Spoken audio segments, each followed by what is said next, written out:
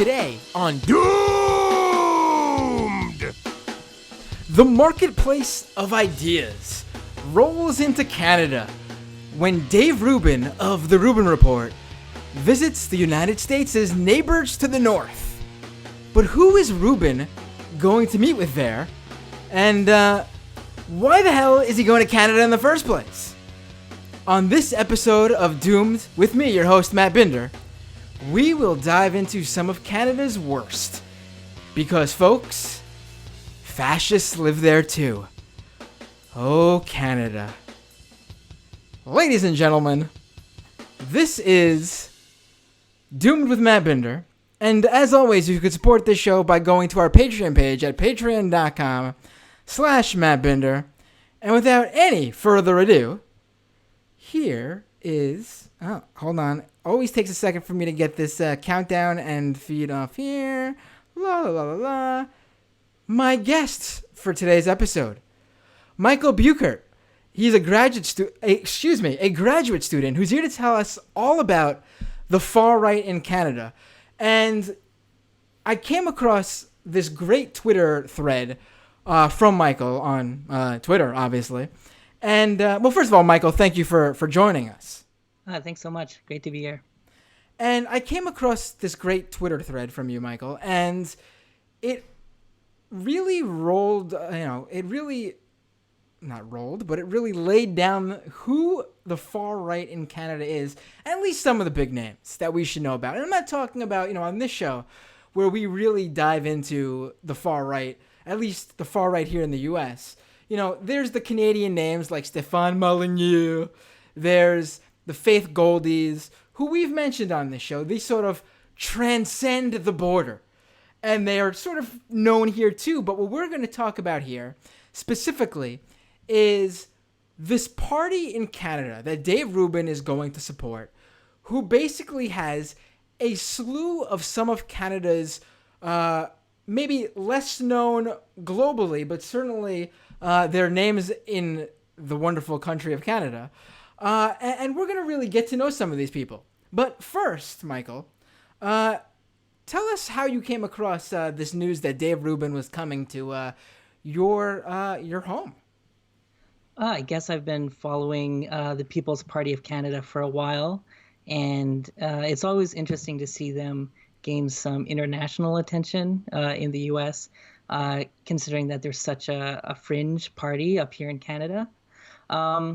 Where to go back to? So basically, Dave Rubin is going to be doing a fundraising event for the People's Party of Canada, which is, a fringe, far-right, pseudo-libertarian political party that was formed just last year and is led by a man named Maxime Bernier, who's sort of a career politician, basically.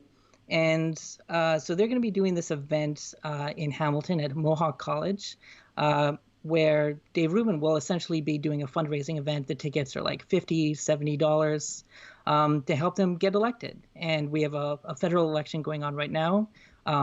It's about a few weeks left before we get the results. And the party isn't expected to get a lot of seats, maybe one seat, maybe a couple more. They're polling at about 2%, maybe 3% at the maximum.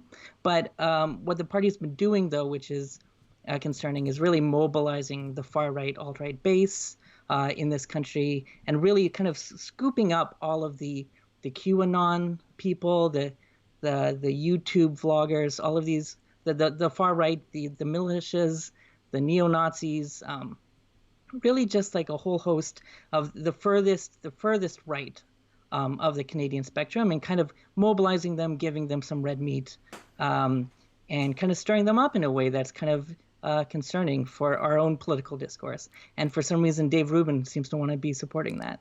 Well, I think we should even go a little bit further back. Well, to me, there's not much happening in the U.S. this week, so I thought this would be a great time to have this episode. But aside from what's happening in the U.S., Canada's having its own little scandal. There's been a racist incident in Canada that's taken this country by storm. A little, maybe not so well-known figure by the name of Justin Trudeau Indeed. was caught with photos from his past where he's in blackface. Now, I have to say, it was one of the most amazing things. This is a little bit of a personal story where the night that blackface story broke and there was one picture. Now, I'm not someone who goes to bed early. So that blackface story broke and there was that one picture out there. And I went to bed and maybe max 5-6 hours later, I wake up and I see a news story saying third photo of Justin Trudeau has popped up. And I'm thinking to myself, whoa, hold on. Where was the second photo? Where was I when that news broke? What is going on with this photo? I mean, it's not, Justin Trudeau is clearly not an alt-right figure, but I mean, racism shows its face in all forms and it all comes from somewhere. And even people who do blackface and maybe grow up to be a prime minister who doesn't espouse racist policies, maybe that does feed into where the alt-right in Canada comes from as well, Yeah, I mean, the Trudeau thing is interesting because he is sort of, his brand is one of like promoting diversity and being anti-racist and tolerance, like good Canadian values. But he is ultimately a rich kid who is born into a political dynasty. His father was prime minister before him. He went to the best schools. He's been in the sort of those elite circles for a very long time. And we found a number of instances, 3 instances and 4 images of him in blackface over the years. So in the early 90s, into the most recent one was when he was 29 years old and a teacher at a elite private school in full blackface at a Arabian Nights a gala. And yeah, it's kind of like the suppressed racism that pervades Canadian society, in which we don't often maybe take a look at. Whereas, that can be contrasted to the more overt forms of bigotry, which we see with the People's Party of Canada, and to a lesser extent, at least in the Open, the Conservative Party of Canada. But yeah, and it's something, by the way, very unique to Canada. No other country. Yeah, exactly. For those of you in the U.S., you may be surprised to hear that we have not only overt racism but also systemic racism. But it's true.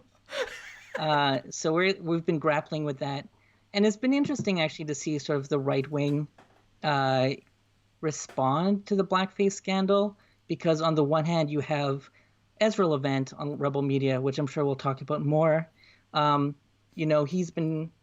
He created T-shirts. Actually, I saw T-shirts today of him selling shirts with that photo, the Justin Trudeau in blackface. Saying that he's racist. They've been kind of saying he has to resign because of this. Meanwhile, on his website, Gavin McInnes has a blackface video only from a couple of years ago, defending it, which is kind of, extremely hypocritical, as you would expect. Well, also, Mike, as we all know, blackface only became something that is frowned upon between the time where Gavin McInnes made that video and then when Justin Trudeau's photos came out. So, I mean... Yeah, 2018, I think, is when we discovered that. It's kind of interesting. And then you have actually Maxime Bernier and the People's Party. Their position on it has been to refrain from condemning it, but only to call out Justin Trudeau's own hypocrisy, which in itself is fair, but I think their response stems from the fact that they probably see nothing wrong with blackface, to be honest. And there's been a couple of tweets, in fact, where Maxime Bernier has sort of tried to attack drag by comparing it in a way to blackface, in a way that both kind of denigrates drag while also sort of legitimizes blackface. And there's been sort of this really weird online discourse where, the far right really doesn't know exactly how to exploit the scandal. They know other people see it as racist, even if they don't themselves.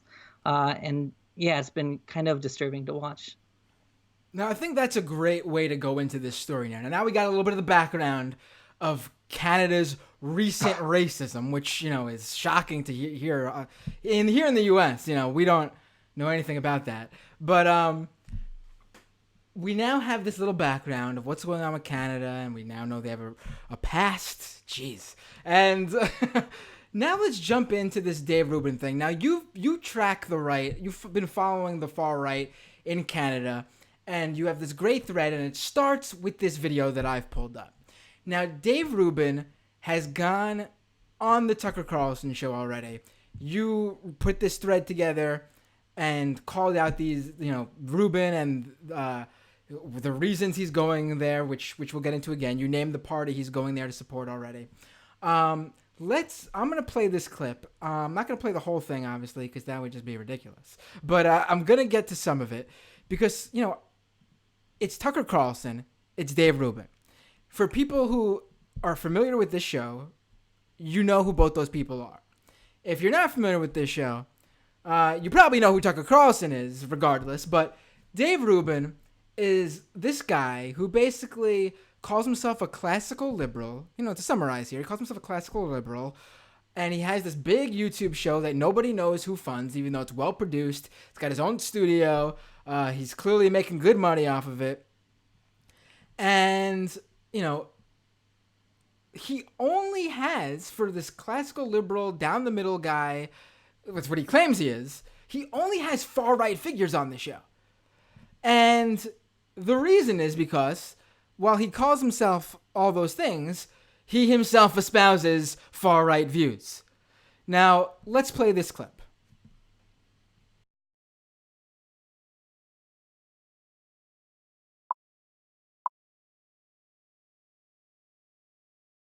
In here, 1 second. All right, here we go. Group. How are they in charge of whether you get to speak in public or not?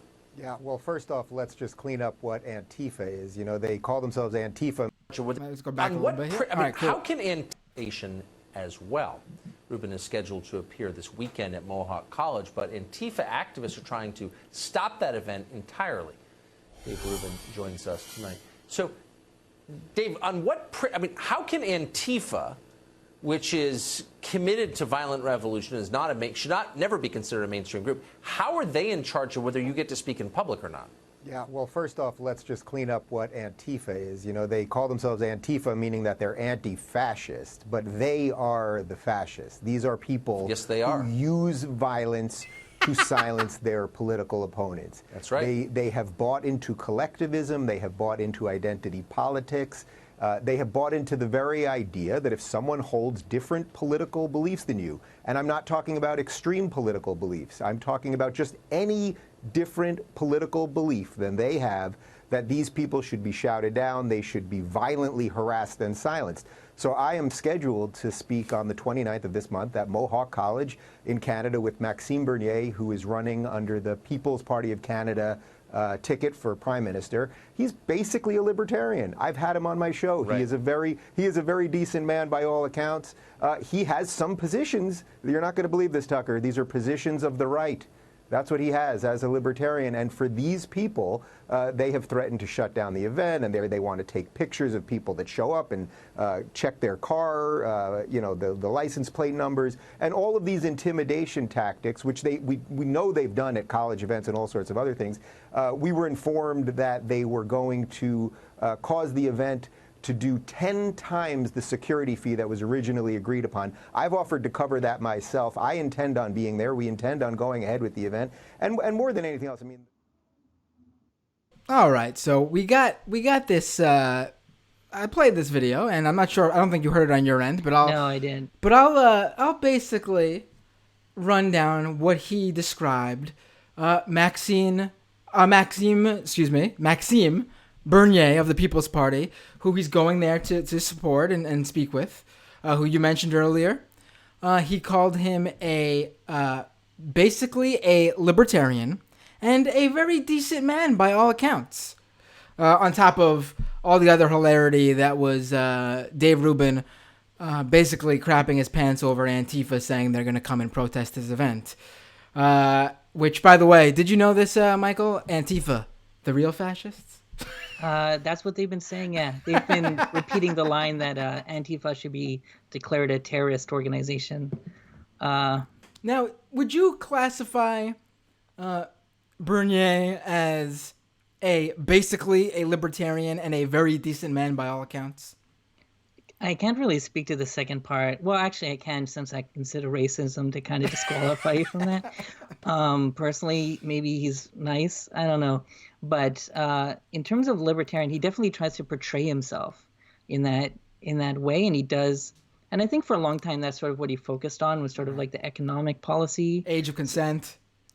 I'm not sure about that one, but definitely things around like ending protectionist economic measures, defunding like public broadcasting, a whole bunch of things like that, free trade, balancing the budgets.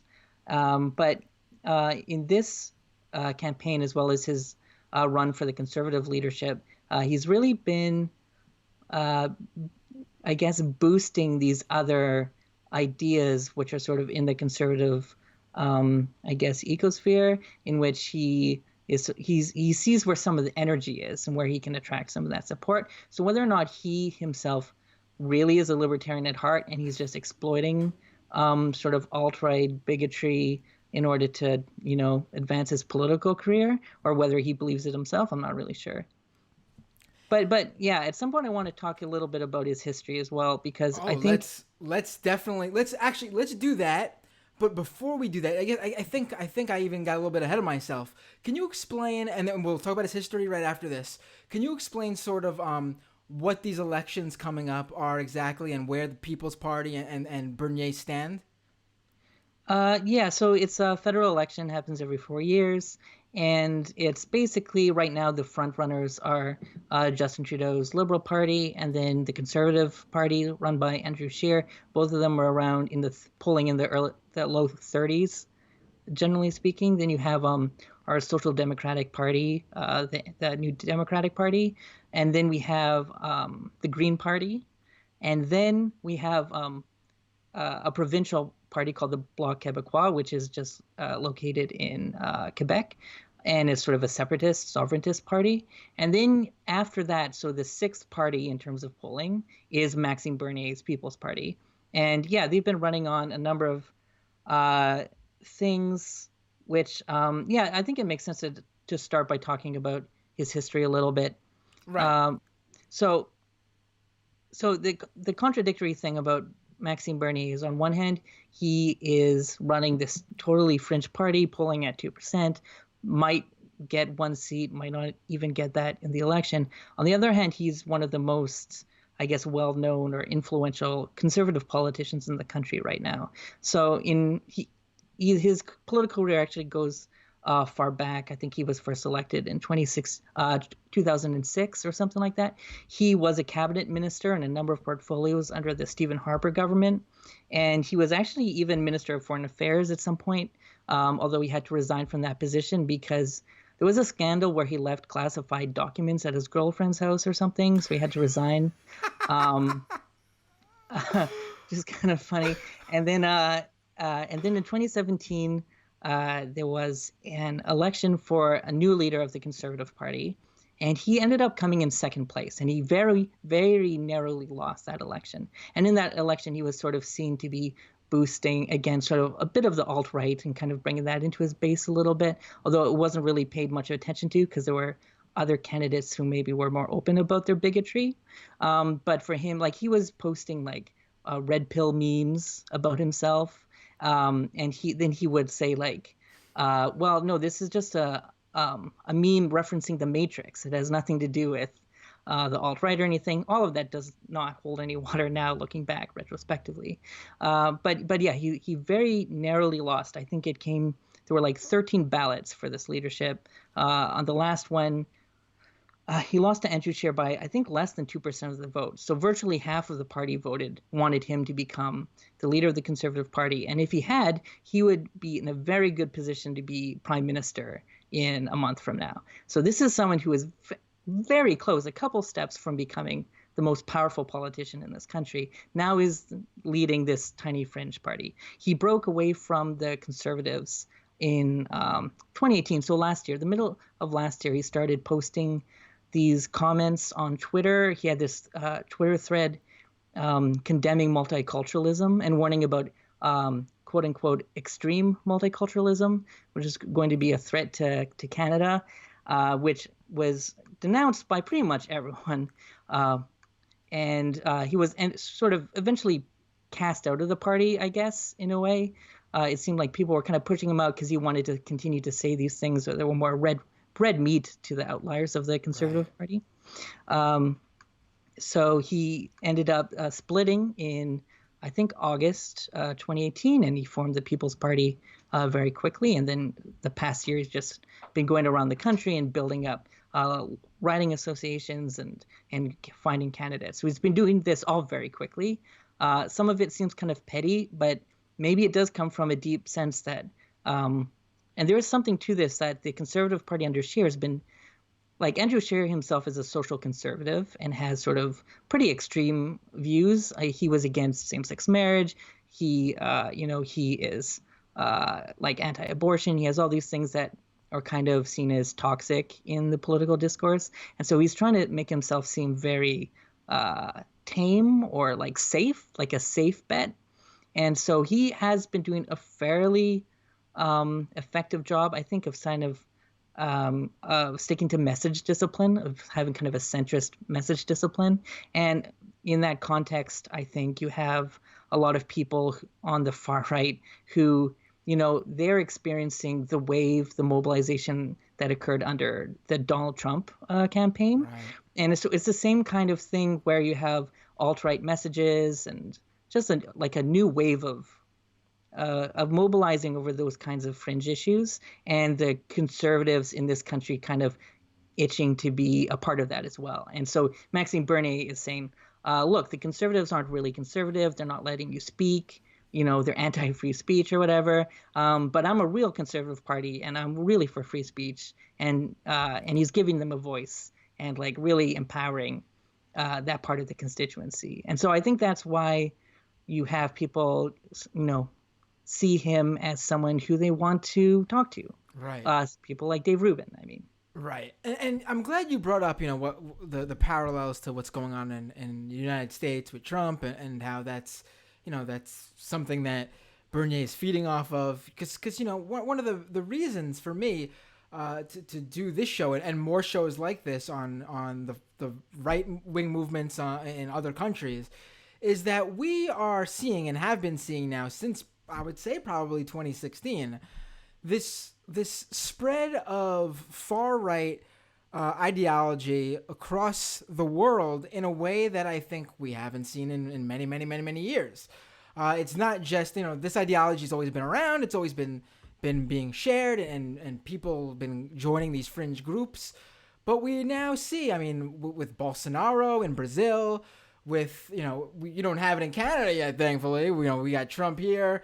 There was look at what the UK is dealing with Brexit because of the rise of UKIP, which is it's a joke now, but they rose to prominence and got Britain to where they are now, where they don't know what's going on with the deal with Europe, and I think if we don't start covering this the way it's meant to be covered, where we look at it as a global movement that successfully brought all these far-right groups into power or close to it, then it's not going to be, we're not going at the real problem, because clearly there's people all over the world who are being fed the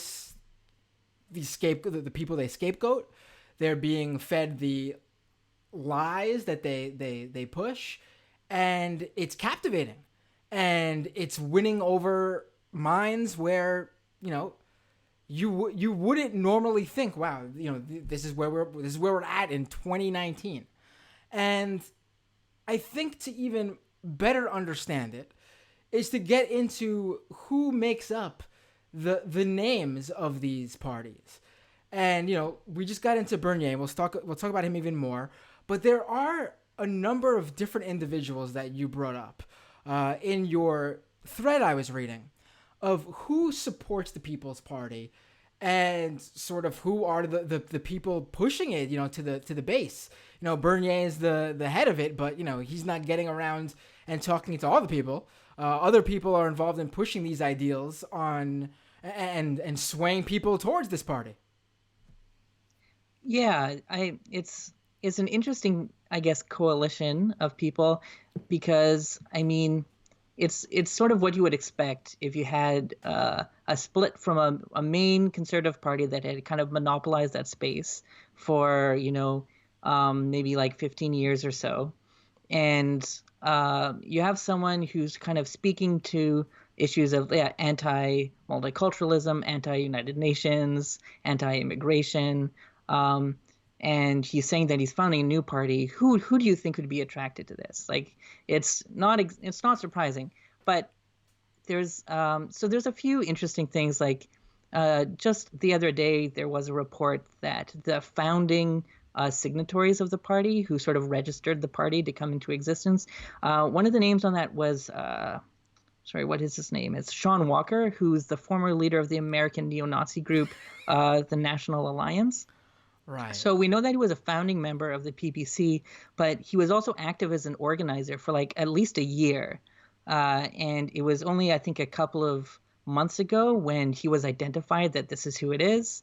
And they did turf him from the party once they found out that he was a neo-Nazi. So that's a low bar. But yeah, he was an organizer in Ontario for a very long time. And yeah, he should have known that this person was a Nazi because Maxime Bernier followed him on Twitter, and he was tweeting these really offensive things. But there are other people, like people associated with a number of militia groups, like the Soldiers of Odin, Northern Guard. There's like Pegida, which is this anti-Muslim group. There are people like that who are associated in the founding of the party. But since then, there are just countless examples of individuals who've either said bigoted things or who are, espouse alt-right views. A lot of people who mobilized around the Toronto mayor campaign of Faith Goldie last year, which you may or may not have paid attention to. That was sort of another sort of locus for organizing on the far right in recent years. So you have a lot of sort of those characters. You have a whole bunch of QAnon YouTubers, including this one guy, Billy Joyce. This is a current candidate in Nova Scotia. He runs a QAnon YouTube account called Canada's Red Pill. He's been saying things like he suggested that Trudeau has been mind controlled by the Illuminati. And I looked on his Facebook page. The same day that he announced on Facebook that he had been chosen as the candidate for the People's Party in his writing, an hour after he put that on Facebook, he posted a 9/11 truther meme. Like, it's not even hiding it. And this guy is still a candidate. There's at least one other YouTuber who talks about 9/11 truther conspiracy theories. There's a number of other, basically every far-right YouTuber in this country right now is a candidate for the People's Party. And that's not even a joke. There's also the angry man filming himself ranting in a car, that genre of video. Oh, right. That's like 50% of the Republican Party here in the United States. I think he has like 2 or 3 of candidates or like those people. Like, he could have a caucus of angry men on his camera filming in his car if he wins enough seats. So it's kind of ridiculous. Like, I'm now imagining like 4 far right People's Party candidates in all in the same vehicle, each recording their own video, and you hear the others in the background of each one's video. Yeah. That's great. I love it. That wouldn't even be a parody. That would just that's happening now in Canada. Like, it's ridiculous. And then there's this other thing which I've been following is there's this one PPC official. So he's the CEO of a riding association in the Toronto area who we recently found out that his name was on a list. He's an official member of this party called the Canadian Nationalist Party, which is considered like a white nationalist neo-Nazi party. The leader of this party put out an anti-Semitic video referring to Jews as a parasitic tribe, which must be expelled from Canada. So this is a registered party, and when they registered, they had to make public, the list of names. So, and one of the names is, again, this official for the PPC simultaneously. He was also an organizer with Faith Goldie's campaign. So this is someone who's a member of a neo-Nazi party, who isn't just an official, but he has been going around with Maxime Bernier to media interviews, and with candidates. And he's currently active in the party. Now I'm gonna go back to some of these people here because I need to know a little bit more about some of them. First off, and this has been since I read the QAnon connection here. I need to ask you, and it's, if you don't know, this is a very specific, this is like niche within the far right. So I need to ask you though, what is the QAnon belief in Canada? Like, how does that fit in? Like, QAnon here, like the whole thing is that the deep state and Obama and Hillary and Hollywood are out to undermine Donald Trump as he tries to take down a global pedophile ring. Now, that's very, like, I get it's a global pedophile ring, so clearly Canada could come into play there. But the rest of it, the basis of QAnon is very much focused on what's going on in the deep underbelly of the U.S. government. So I need to ask you, what if you're a QAnon follower in Canada? What are you looking into? Like, what is your thing? That's a good question. And, I've tried to look into it a little bit, but it's so incomprehensible, to be honest. I would say that most of the time, a lot of the QAnon content there's not really a substance to it. It's more like, but just showing support for the broader movement, specifically in the United States. And there might be, references to Trudeau in some way as part of something. I think one of the QAnon guys was talking about how, like, there's a Trudeau Institute, and he was talking about how it's connected to international pedophilia ring for some reason. So they're sort of making it Canadian. They're Canadianizing aspects of it. But I think for the most part, it's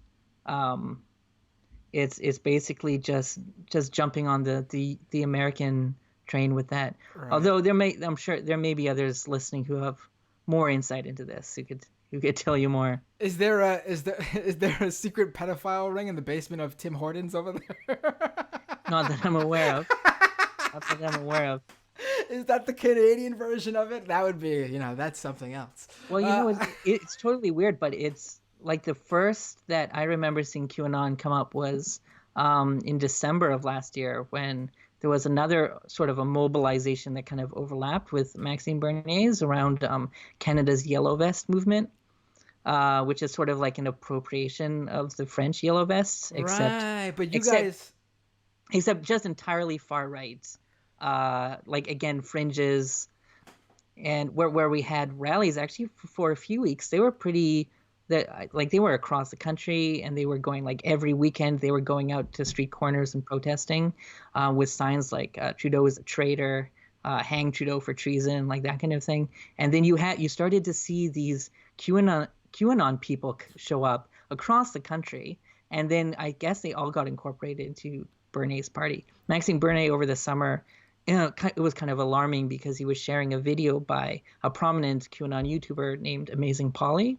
And the specific video was about how the Christchurch, the white supremacist terrorist, was actually left-wing. That was the content of the video that he shared. But that was the first time we're like, why is he giving a boost to these people? But now they're just straight up his candidates running for election. Right. So he's just totally bought into it. Right. Now, it's interesting about the yellow vest thing, because it didn't even occur to me that, the yellow vest movement wasn't a thing here in the States, but you guys have the French connection. So that wasn't even it, to be honest. I think what happened is that Rebel Media was the first outlet to really start reporting on the yellow vest in France, and sort of, even though in France it was kind of like an amorphous sort of broad-based movement against austerity and against the government. In Canada, it was interpreted through rebel media as a far-right protest, revolt against specifically like carbon taxes in France. And so they were able to pitch it or frame it in Canada as and to create a new yellow vest movement. In fact, rebel media was selling their own yellow vests, branded yellow vests, for people to go out into the streets and wear. But they were pitching it as sort of a local movement against Trudeau's carbon tax here, as well as tying it to the Global Migration Compact, which was a non-binding document to regulate, well, basically for international cooperation on the issue of migrants, which has been pitched in Canada by not only Bernier, but also by Andrew Scheer and the Conservative Party as a threat to Canadian sovereignty and undermining Canada's control over its own borders. Now I wanted to bring up rebel media, but you brought up something there that I want to touch upon. How much of, because the party system here in the U.S. is much different than Canada, the UK. We have a two-party system. There's minor parties that have no, there's no representation in the federal government whatsoever. Maybe they have a few local and state level candidates scattered around the country. But, so if you want to be a racist politician and get a national platform, you have to join the Republican Party. So it's clear as day. Like there's no like. The line is there. You can see it right there. Look who's in the Republican Party nowadays. But the way things are in Canada, you're bringing up the Conservative Party and the People's Party as two separate parties. Clearly, they are two separate parties. But from what it sounds like, there's a lot of overlap, and there's sort of the Conservative Party at least is benefiting from the fact that the system there is not a two-party system. In terms of they're able to espouse a lot of these same views, but sort of, at least on the surface, sort of say, oh, but we're not those people because, look, they are a separate party. Yeah, it's really complicated because we have a first past the post parliamentary system. So it's actually pretty hard to pass a threshold and have representation of smaller parties in government. So you don't actually tend to have a lot of change of political parties over time. And it also means that like the Conservative Party has gone a number of massive shifts over the past 30 years. There was a split in the late 90s from the Progressive Conservatives and then the new Reform Party, which was sort of based in the West, but also again was sort of a lot of the more far right, populist, right wing kind of elements. And then you have them merge again in early 2000s under Stephen Harper, centralizing their power, and that meant that Stephen Harper was able to be in power for a long time because the right wing wasn't split. The vote wasn't split as it previously was. So now, after that centralization for a long time, we're seeing another split. So it's kind of that's the dynamic is like when the Conservatives want power, when they want to make sure that they're actually forming a government, there's some cohesion there, and maybe the base is willing to be muffled or stifled a little bit in order so that the Conservative Party can come across as moderate. But then you have a long enough period where that's no longer tenable, and we're seeing that break with Maxime Bernier right now. But although at the same time, it's like the Conservative Party here is doing a fairly good job of message control, but at the same time, it's definitely connected behind the scenes to like the rebel media types. One of the founding directors of rebel media is the campaign director for the Conservative Party in this election. So there's definitely close ties, even though after Charlottesville, the Conservatives basically said, we're not going to do media interviews with rebel media anymore, and kind of have a bit of a distance, whereas previously they were doing interviews with Faith Goldie and all of that. So there's a lot of like kind of positioning, I guess, happening. Right. And it's hard to know exactly where that's going to end up. And I got to hand it to you, ever the professional, knowing that earlier I said we're going to come back to Rebel Media and perfectly queuing up Rebel Media for me. Thank you. I appreciate that. Yeah, of course. So let's get into Rebel Media. Now, I actually wasn't sure how much we would talk about them because before you mentioned them up top, I had planned on asking you, which I decided not to ask you because you answered it. I was planning on asking you, when I mention the people like Stéphane Molyneux who break through those Canadian boundaries and are sort of more known, to a U.S. audience, Rebel Media, now maybe not Ezra and who else is behind Rebel Media, but Rebel Media as an entity is sort of one of those, rare groups that sort of, I think, people who know the right wing in the U.S. have at least come across or heard of. And basically, they are, in my estimation, I mean, how I summarize them is they are sort of the incubator for some of the biggest far-right personalities that have come out of Canada. Now, these are people who maybe at the time when they joined Rebel Media were obviously bad, but not as extreme as they ended up. They joined Rebel Media. Rebel Media sort of allows them and supports them and sort of funds them to espouse their views and become some big personality. They get big, and then they even become more radically right-wing. And then they leave Rebel Media and go off to fill their pockets on their own. To me, the best example of this, even though she seems to have ducked out of her grift and no longer doing this whole right-wing personality shtick, Lauren Southern. So how much, the question I was going to ask you was, how much is Rebel Media part of this new People's Party and sort of Bernier's sort of play here? Like, how much is Rebel Media involved with that? It's a little hard to say because they've kind of been hedging their bets a little bit. I think Ezra Levant, I've been following it a bit, like his commentary. Like when Maxime Bernier split and started the PBC, Ezra Levant was sort of really hesitant because he thinks that by splitting the vote, it means there's less of a chance for conservatives to come into power in this election. And ultimately, that is, what he wants to see. At the same time, Scheer hasn't been doing interviews with them anymore, whereas Maxime Bernier is doing like live keynote events with them. He's not afraid to be associated with them. He's using their talking points. A lot of people like Stéphane Molyneux, like Faith Goldie, have made statements that are sort of endorsing Maxime Bernier. He's like clearly people want to support him, but at the same time they want power. So they have to kind of hedge their bets. And this week they're selling T-shirts. They're selling a Maxime Bernier T-shirt and they're selling an Andrew Scheer T-shirt. So I think they're really trying to play both sides a little bit. They're not really sure which way it's going to go, but they know that obviously Maxime Bernier using their talking points in using his national platform is helping their own ideological goals, but he could also undermine the Conservatives at getting reelected. So it's kind of hard to say, but absolutely Rebel Media in general plays a huge role of this in Canada and overseas, which is always really surprising. But I think they really were able to capitalize off of YouTube and early on, figured out how to use that to their benefit.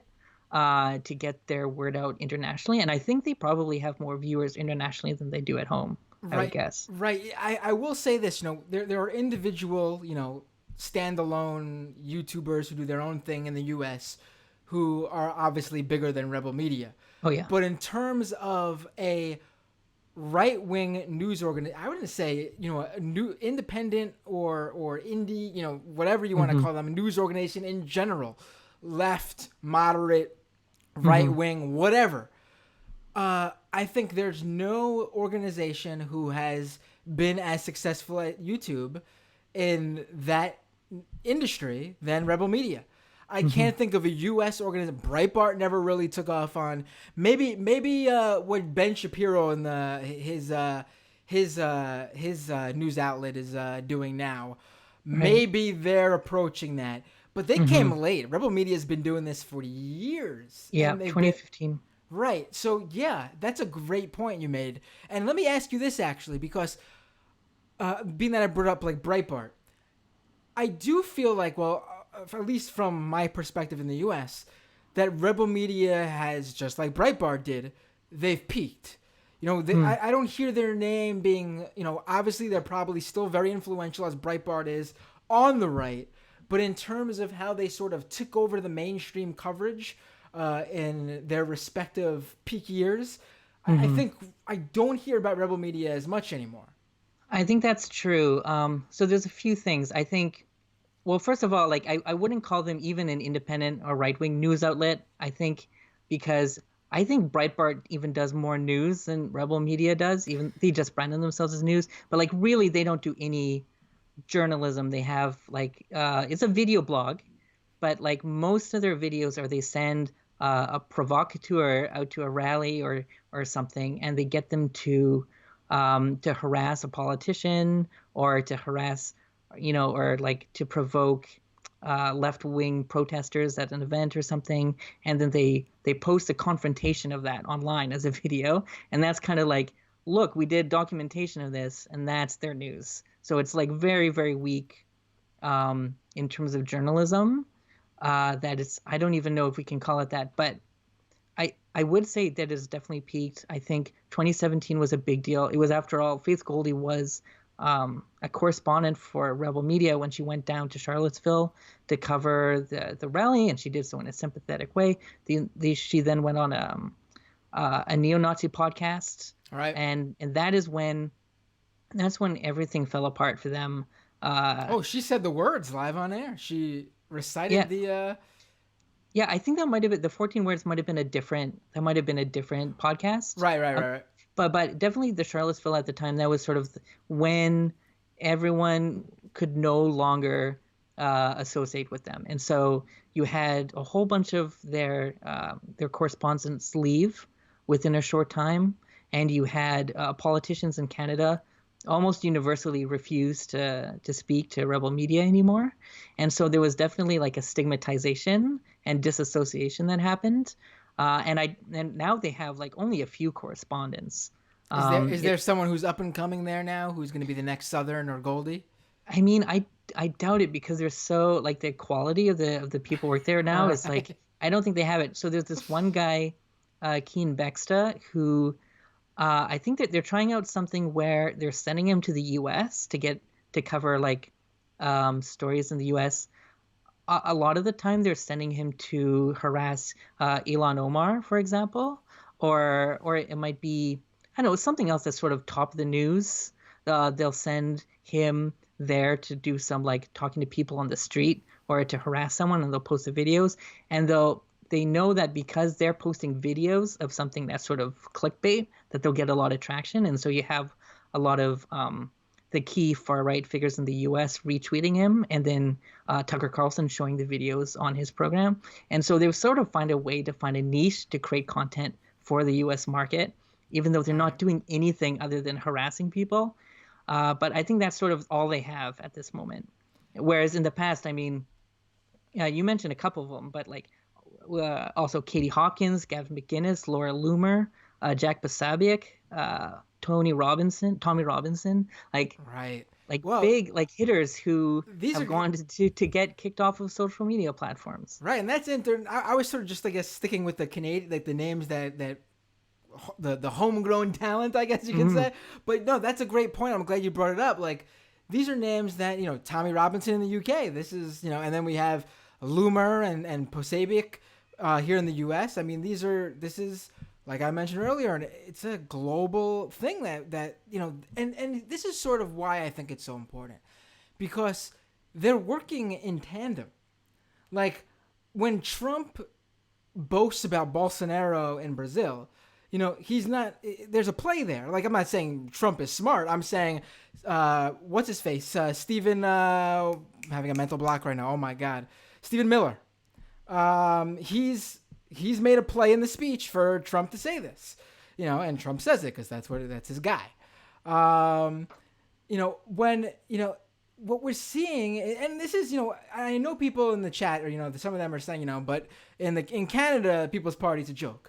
Well, yeah, it's a joke now. Trump was a joke too, and I'm not saying it's at all the same thing, but you just never know. And then even if the party remains a joke, I mean, clearly there are still minds being swayed, and you don't know what comes out of that down the line. Who's turned on by this stuff?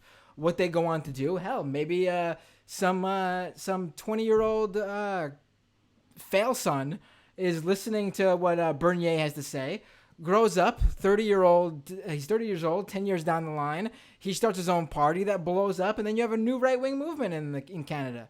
So I think it's not it's not something to downplay, even while also obviously mentioning where they are in legitimately in the at least the elections.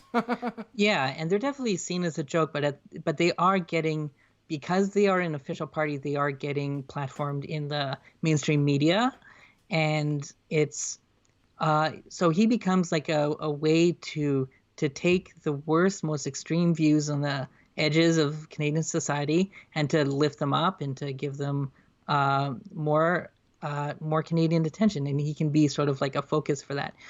So it's definitely a bit worrisome.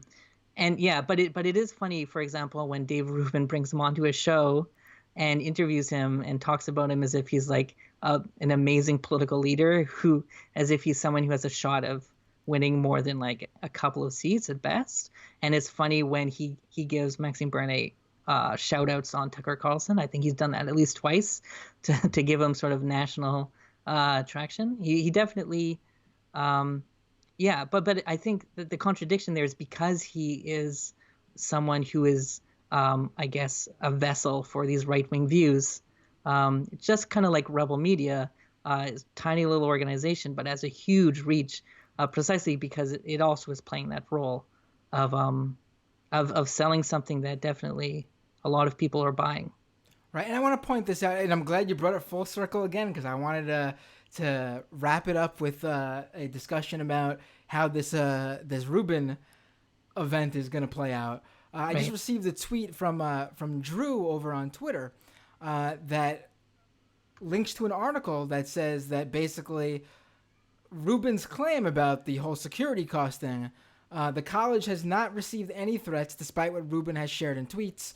So Rubin's whole thing is for show. It's bullshit. The college itself is saying he's lying without calling him a liar, obviously. Yeah, I mean, he tweeted that he was canceled, and then he went on Tucker Carlson to say that he's a victim of cancel culture. But the event is going ahead tomorrow. It hasn't been canceled.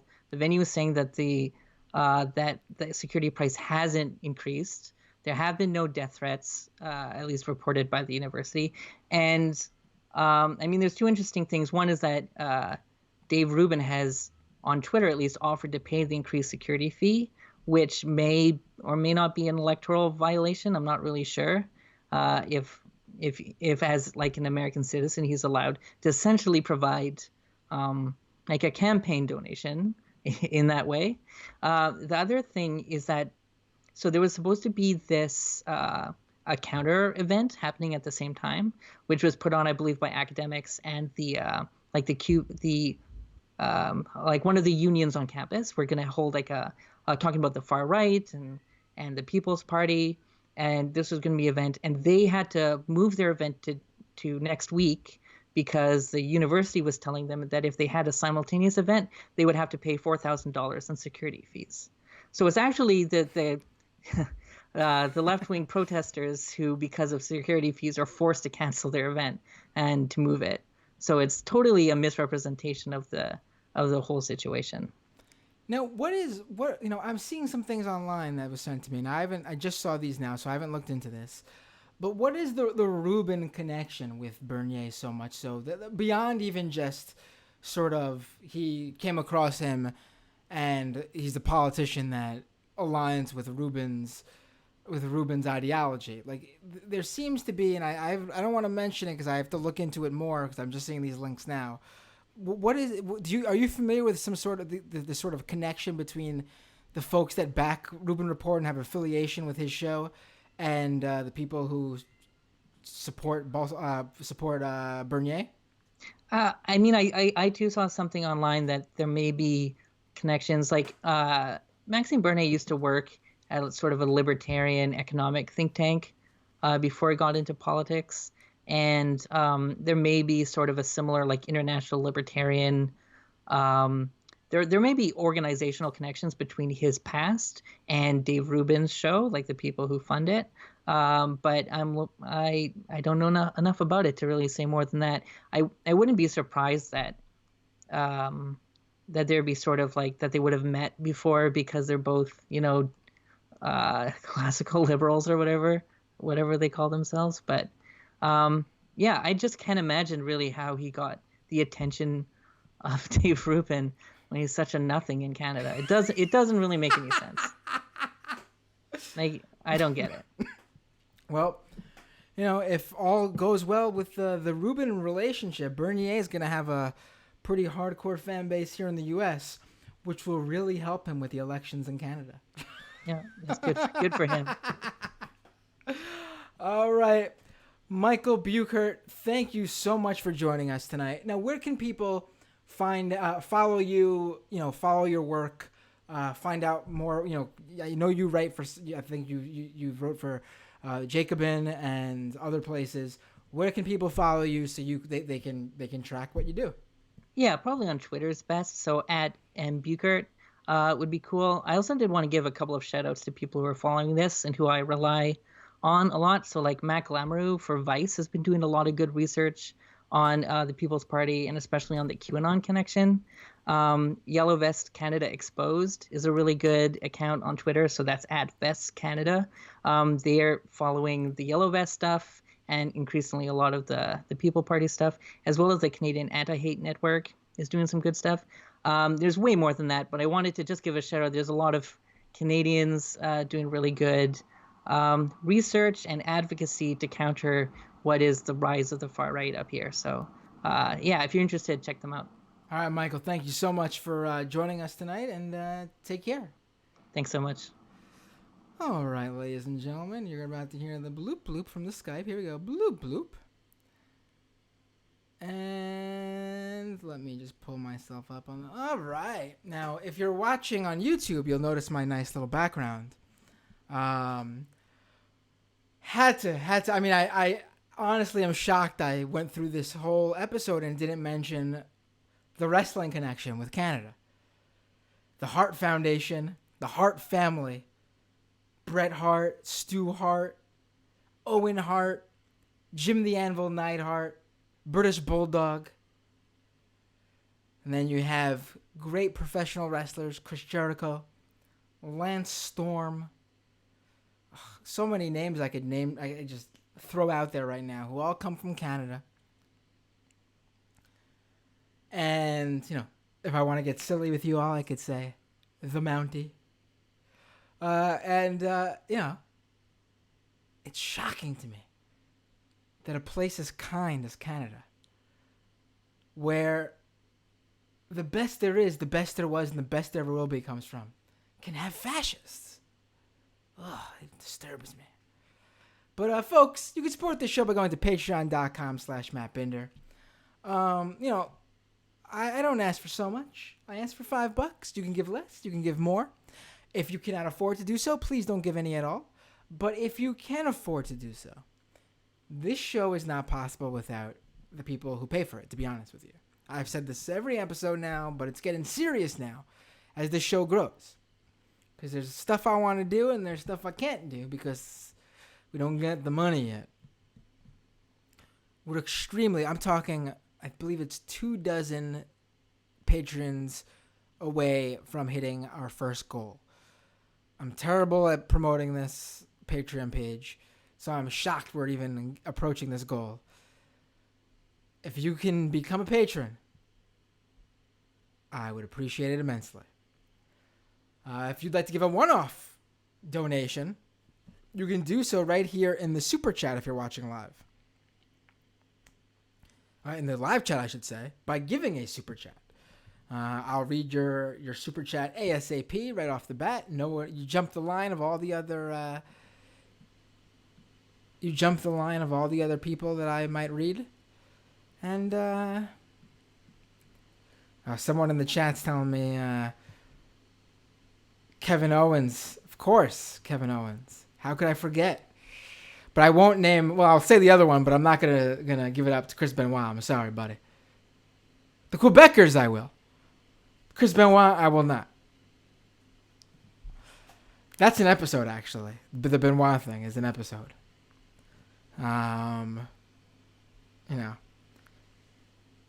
Far right tracking, conspiracy theories, weird shit, online and offline. That's this show. Horrible, terrible stuff. Really. So we will definitely eventually do a Benoit thing because, ugh, what a mess. And, you know, like I joked about earlier, there's nothing going on in the U.S. this week, so had to move over to Canada. But whatever is happening in the U.S. this week, I don't know. I was reading something about Trump and Ukraine and something weird like that, I think.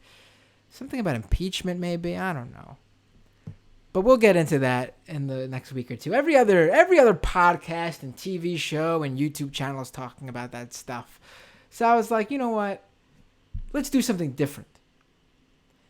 And I will talk about that stuff because clearly there's conspiracies to debunk and right-wingers to right-wing talking points to break down. And honestly, that story in itself is sort of insane, the whole background of it. And I'm actually talking with someone, and we're going to have a great show on that. But, you know, this show, we do something different here. We don't follow, we lead, we don't follow.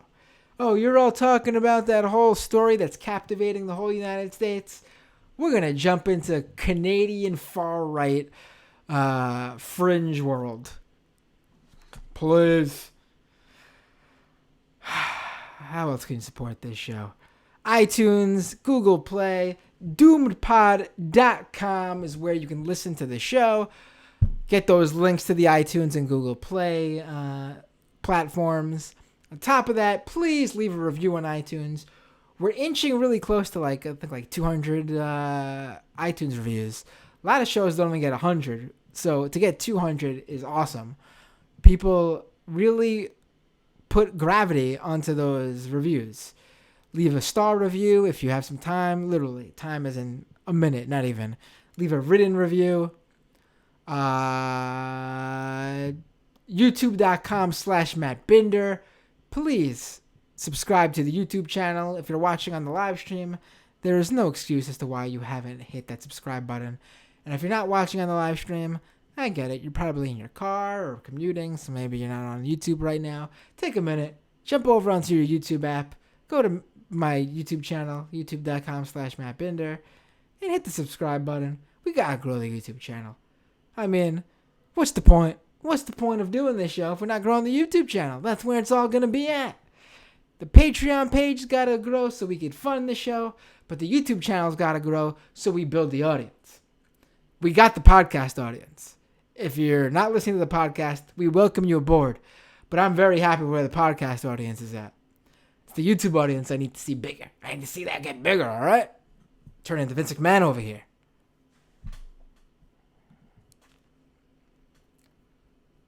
Oh, being asked online, what was the YouTube channel again? Oh, it's youtube.com/Matt Binder. Did I not mention it enough? All right, ladies and gentlemen, we're going to go into the patron-only portion of the show. If you're listening into the live stream, you're welcome to stick around. If you're not, and you're not a paying patron subscriber, this is where we say goodbye. I bid you adieu. And see you all next time on Doomed.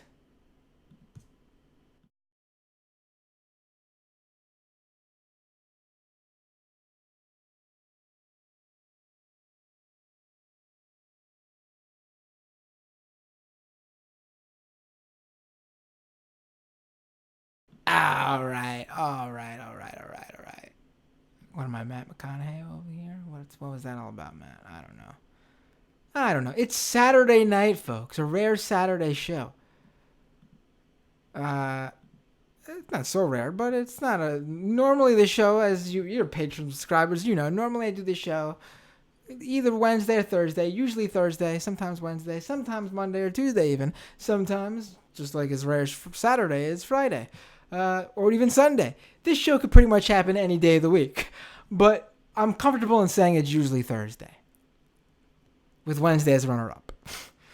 But, that's how the scheduling works sometimes. But I always pull through. Make sure you guys get a show. Hopefully a good one, too. I thought it was a good one.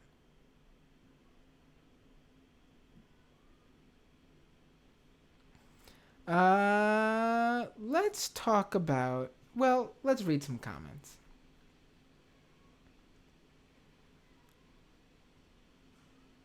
Let's read some comments. I want to actually read Grimlock's comment over here.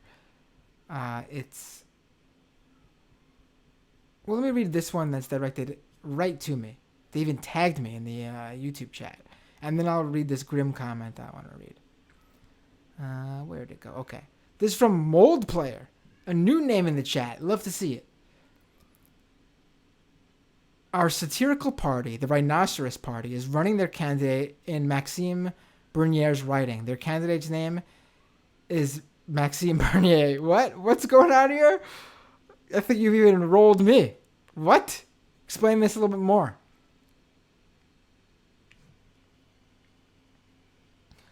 Grim, hey Matt, I was the last caller of the week on MR, and I referred folks to the Bad Practices pod and noted that Emma didn't defend J20 resistance, or only Hassan did at TYT. Well, I don't know why you're telling me you referred them to the Bad Practices pod, because the Bad Practices pod is 1 for 3 in becoming Patreon subscribers. Holy shit. I'm going to have to fix this. I can't believe I forgot. I'm going to have to stick this into the first half of the show. The Patreon subscribers. The people who make this show possible. How could I not? Here we go. And we got someone new too, just as all right. I'm gonna name everybody here because there's no way I'm leaving this out. What's going on here? Jeez, I'm out of it if I'm not shouting out the patrons.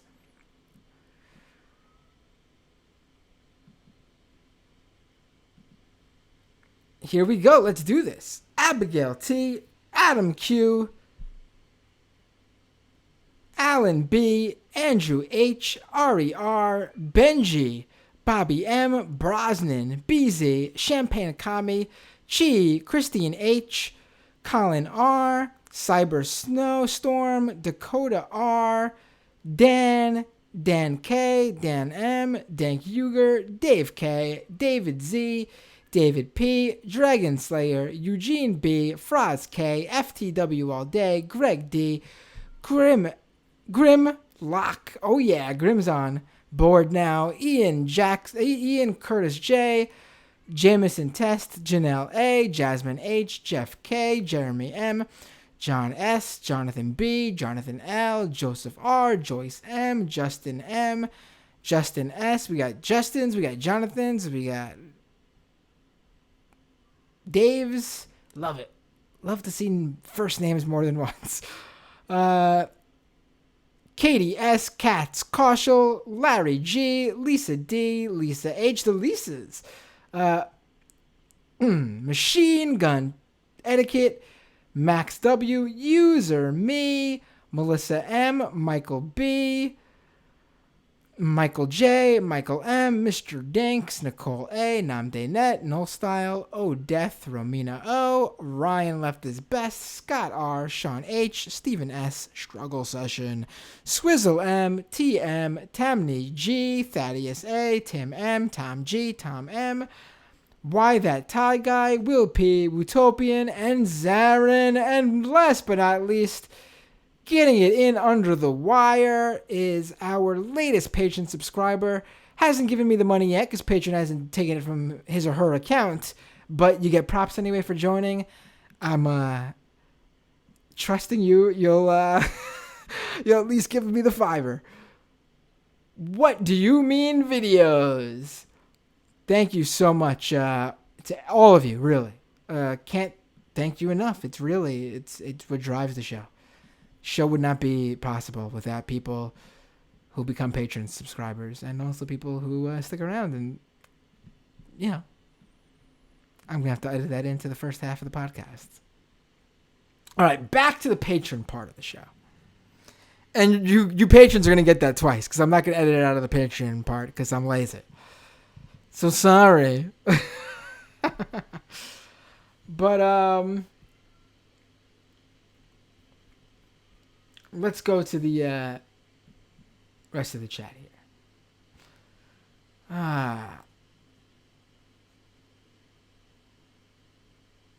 Renee bringing up Molyneux. Right, we should really do a full episode on Molyneux because we haven't. He's come up probably on a dozen episodes. And I've given basic summaries every time, delved into a little bit of what he was doing then or my favorite bits and pieces of him. But yeah, a full-blown episode on Molyneux is necessary.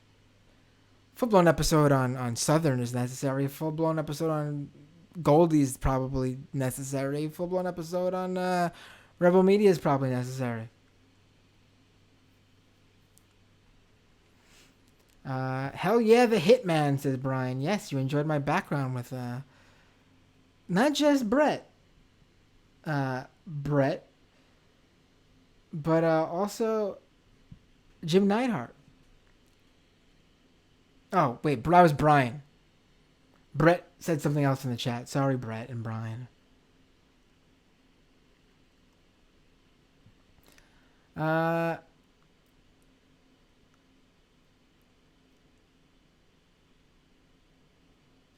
Renee says, so how do they feel about William Shatner? Christine H. Does Dave Rubin know what he is doing is illegal in Canada? What is he... Wait, hold on. What is he doing that's illegal in Canada? Whoa. Did I miss something there? Please. You said this really early on. I should have read that earlier. But what is...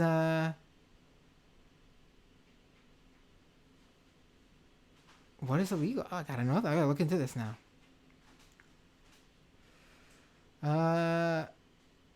Beta Soy Boy says, so happy Tulsi is finally being canceled by her supporters. Tulsi Gabbard. I mean, I don't know what people expected in terms of... The Tulsi fans are truly interesting folks. I don't know how else to put it, to be honest. They, listen, some of them are progressive, I'm sure. Very confused, though. I do think they are a little bit caught up in the cult of personality. She's a fairly attractive young politician, and that's probably plays a part in it. I know they think she's very anti-war. That's an anti-intervention. She espouses some of that. Fairly new, though. That's not really who she's been. Nothing wrong with... I mean, it's a good thing if that's who she is now. But her background and who she still supports, I mean, big fan of India's Modi.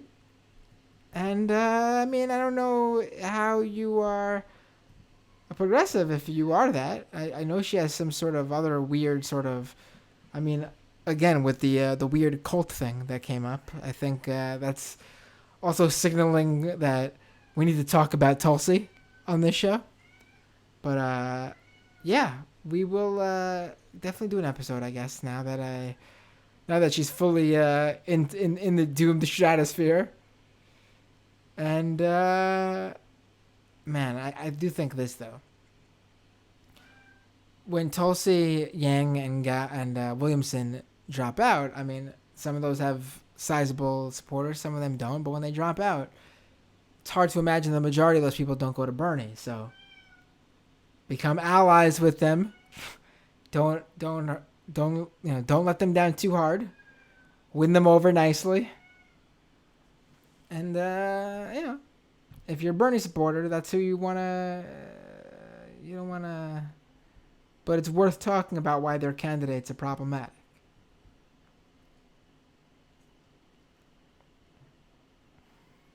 Renee says, oh no, so Steven Crowder's canceled in Quebec? Is he?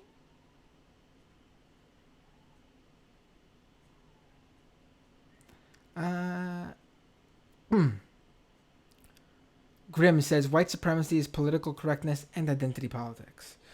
Not a Fury over on Periscope. Wait, no, not Trump's worst nightmare over on Periscope, I should say. Democrats run America. Well, I don't know about that. Also says Canada shouldn't allow him in. I'm guessing Rubin you're talking about?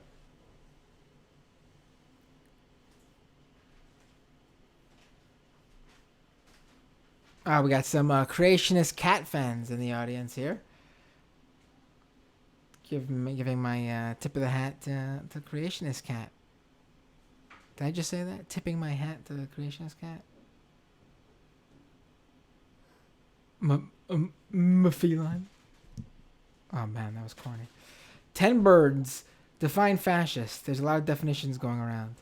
Well, I would say a fascist in this space is a racist authoritarian who espouses ideology that demeans immigrants, LGBT people. Sexism is usually a part of their wonderful qualities. Weaponizing class in a way that makes it seem like it's the white working class versus other working people, which is a complete distortion of what it actually is. Providing scapegoats that aren't the ruling power, whether it be governmental or corporate, I should say, excuse me. Corporatist, mostly corporatist, mostly having to do with private entity, capitalism. Yeah, that's quick rundown. You know, a Nazi.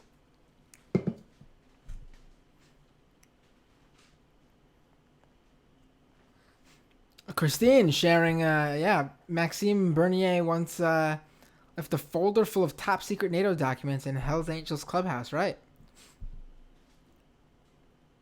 Grimm says fascism is extreme nationalism by conservatives accompanied by state-sanctioned street violence. It's another great definition. Although I would say the street violence part, while very integral to the fascist movement overall, you could be a fascist and not play a part in that specifically. Physically. And I'm sure that's what you're saying, but I just want to be clear. Because I know you're very attuned into this, Grim. So I'm not saying you don't know. You're clearly in the know. In essence, fascism is imperialism turned inward, says Grim. Yes, right. Dorian, match drinking Pepsi tonight? WTF? Listen, I do not have a prejudice against Coke or Pepsi. I do not discriminate. If you make a soda, I will try it, and I'll probably find it to be delicious. Except for Tab. Tab might be the worst soda I've ever tasted. Worse than any diet soda. Tab is horrible. The worst. Only type of soda where I took a sip and could not get past it. It was just horrible. Tab. What the hell is that? However, to the corporate CEO, leaders, executives over at Tab, if you'd like to sponsor this program, Tab is wonderful. I love it.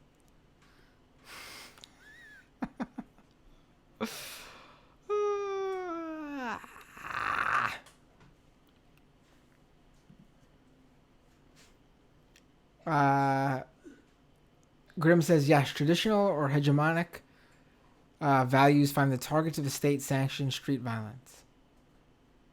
Renee says, but they flirt with replacing the hegemony, hence the use of populist discourse and class warfare. Right.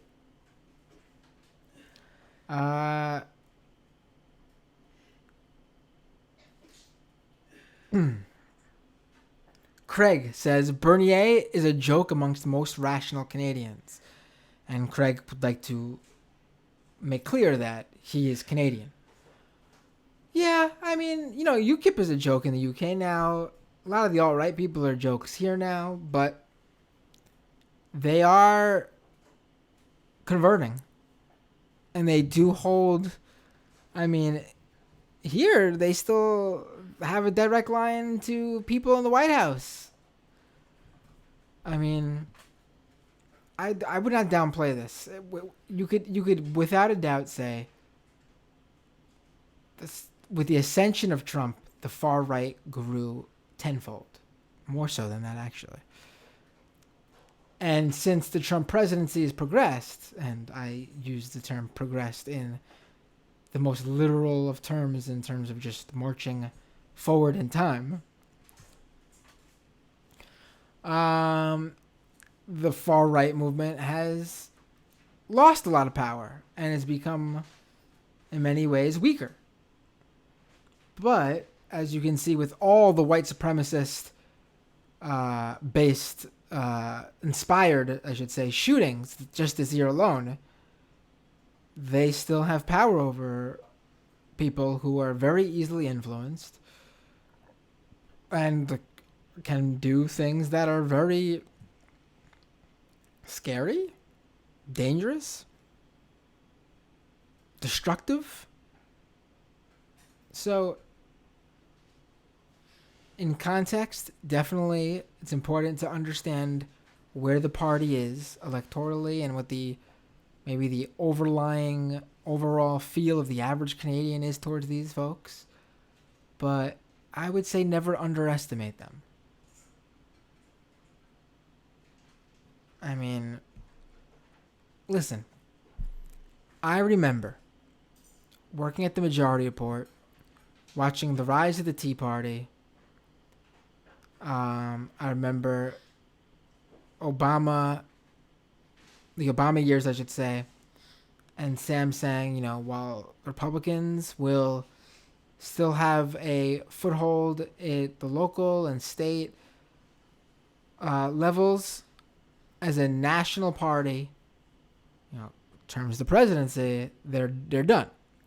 And it felt that way, obviously. It looked like that might be true. Looking at the demographics of this country, where things are headed. I mean, it's certainly going to be the case at some point. But Sam said that during the Obama administration, and you know what?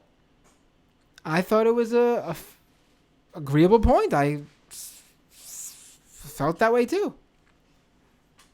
And then Trump came around, and my mind sort of turned on that. And that's sort of all it takes, is for a moment like that. And you don't know when that moment's going to hit. You don't know what's going to happen. You don't know which personality is going to connect. So I wouldn't... All it's going to take is another Democratic presidency where a portion of the population feels like they didn't get a government that benefited them, and then the American people love to switch back and forth. They love to go, oh, Democratic president didn't help me out as much as I'd like, I'm voting Republican. Oh, Republican president didn't help me out as much as I liked, voting Democrat. I mean, it's that simple.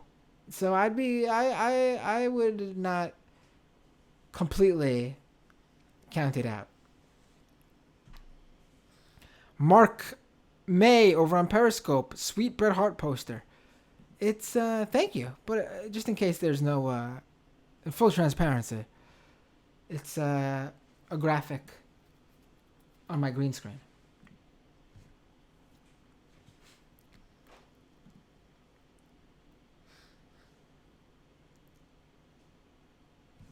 Craig says, talking about People's Party, they put the racism at the top of the ticket, which is strange for a Canadian National Party. We have a massive immigrant, two-third gen immigrant population here. 2 and 3rd generation immigrant population here. Well, I mean, you could say the same about the U.S. I mean, I don't know comparatively to Canada, but I mean, demographics here are changing as well, and we still got a Trump presidency.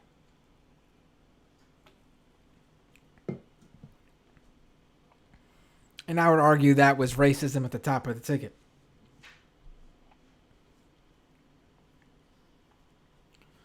Craig says we have 1 million Chinese-speaking people in the Greater Toronto area. More people speak Mandarin in Ontario than French. It's all, again though. It's also possible that there's a number of conservative minority groups in the country. Especially you mentioned the Chinese population specifically.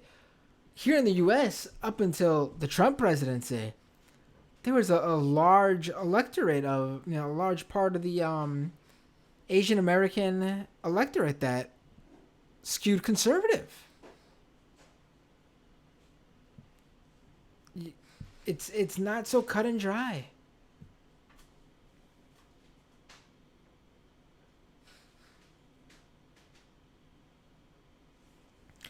Beta Soy Boy says Bernie Sanders talking about, began his electoral political career in 1971 as a member of the Liberty Union Party, which originated in the anti-war movement and the People's Party.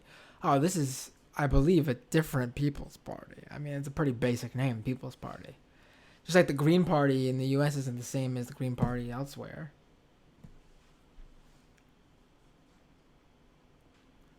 Craig says it does look like the far-right fascist racists in Europe, North America are organizing politically. Oh, for sure. Not just North America. South America, too.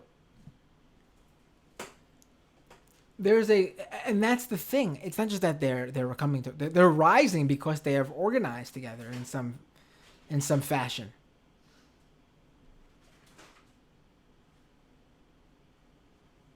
Brian says in Rubin's defense, he is stupid enough to go to a Nazi rally by accident. Well, I don't want to give Rubin that much credit. Renee says AFD think they're too good for Bannon, though. Craig says the People's Party in Canada is a new party formed by Bernier. He is right of the previous right-wing PM Harper. Right. Yes, obviously. Craig says he thought Harper was too left-wing. He was the most right-wing PM since I've been alive.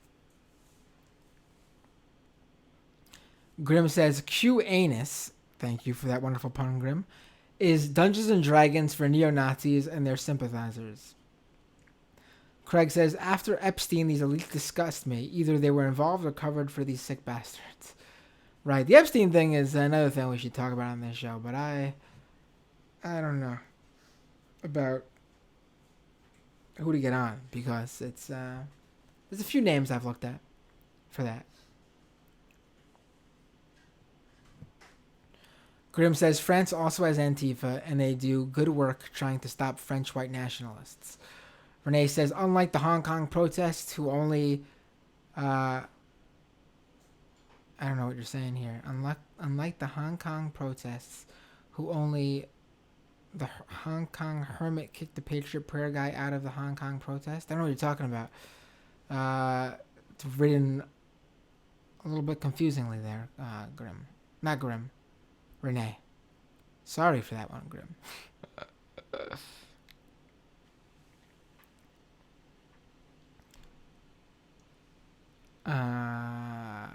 Grim says, also Yellow Vest Canada exposed the great Twitter account. Right, and Michael mentioned it earlier on the show before he jumped.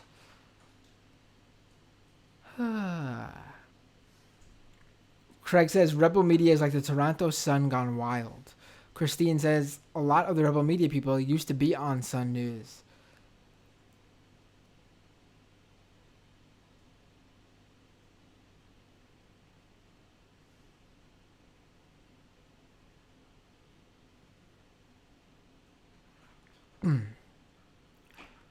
Oh, how about that video going around? I should do a YouTube thing on it. Like a standalone YouTube. But for you patrons, I'll talk a little bit about it. That YouTube clip. Not that YouTube clip, that MSNBC clip.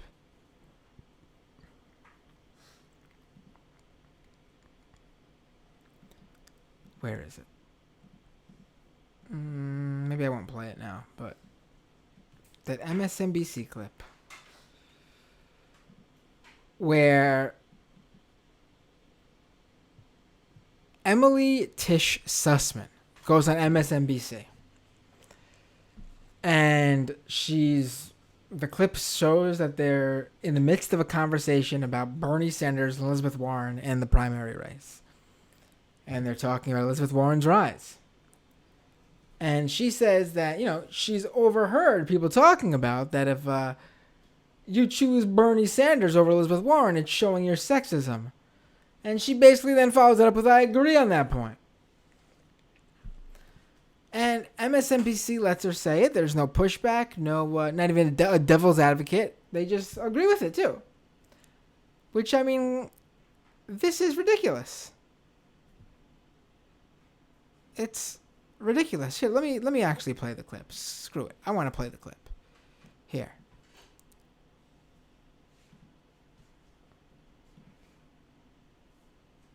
Give me a second here to play this clip.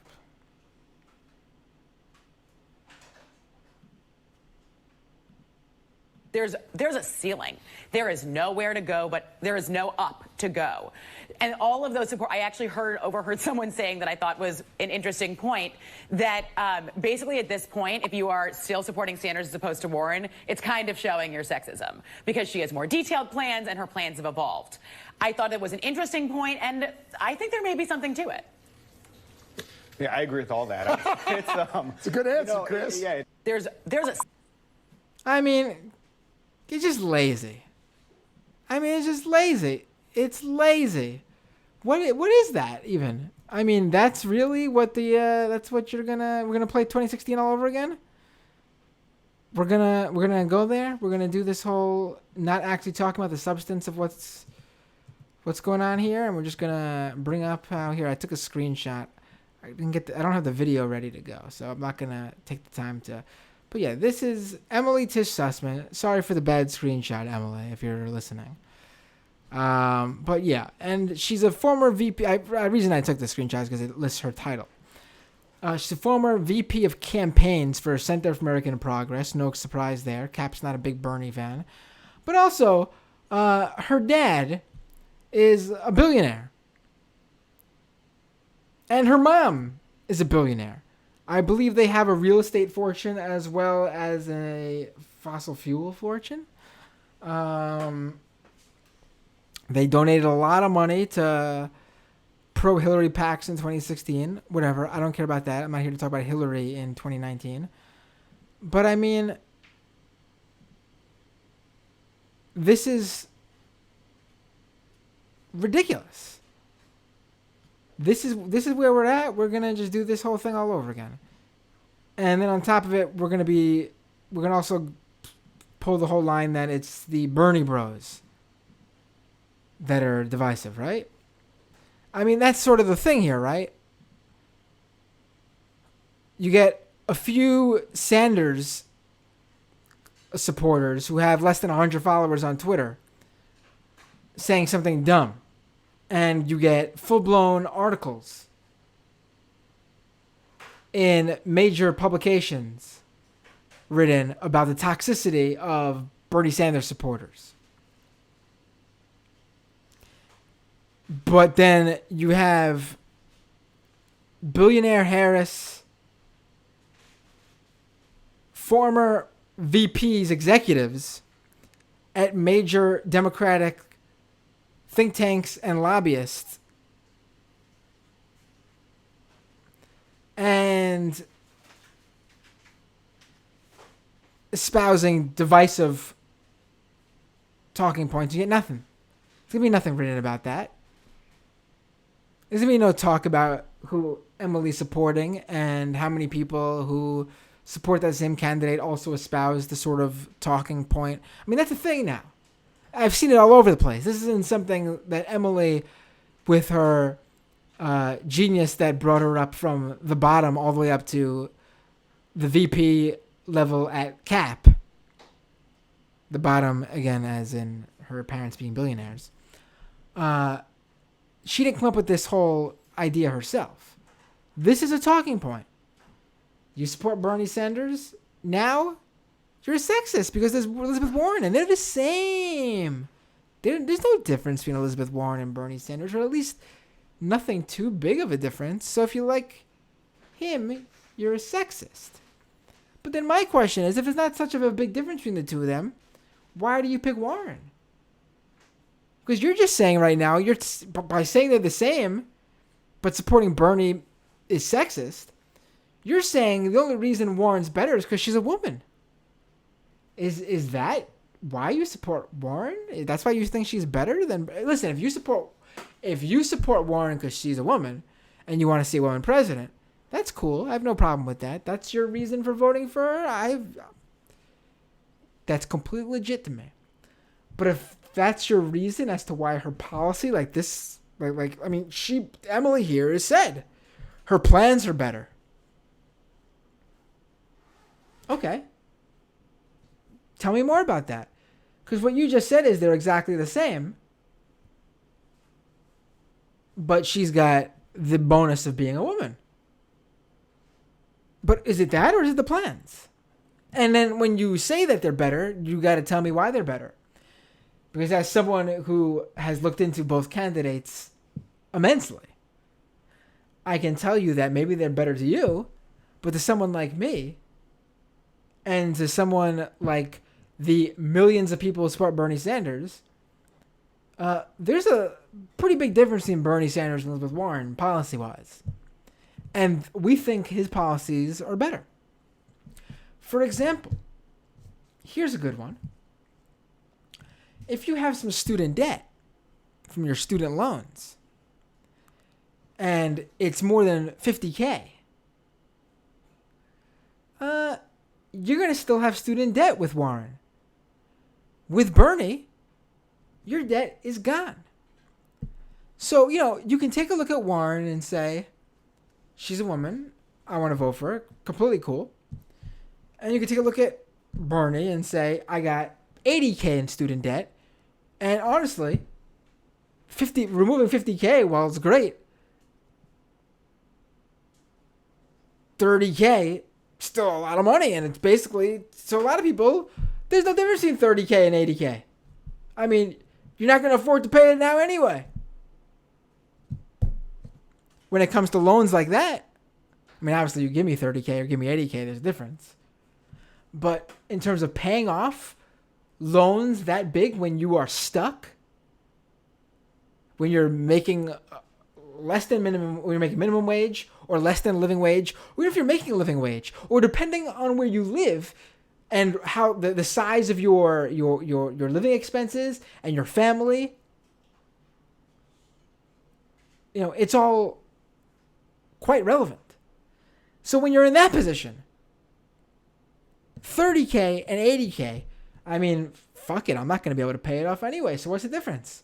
Thank you for taking away the $50,000 I'm never going to be paying off anyway. I mean, really, it's quite clear why you'd support Bernie over Warren if you're a Bernie supporter. And if you're a Warren supporter, make the argument, and I think that's legit too. If that's where you lie and you feel like she is your better candidate, that's cool. I mean, it's just a ridiculous argument. Let's discuss the policies. Let's discuss why you like Warren. Let's discuss why someone who likes Bernie.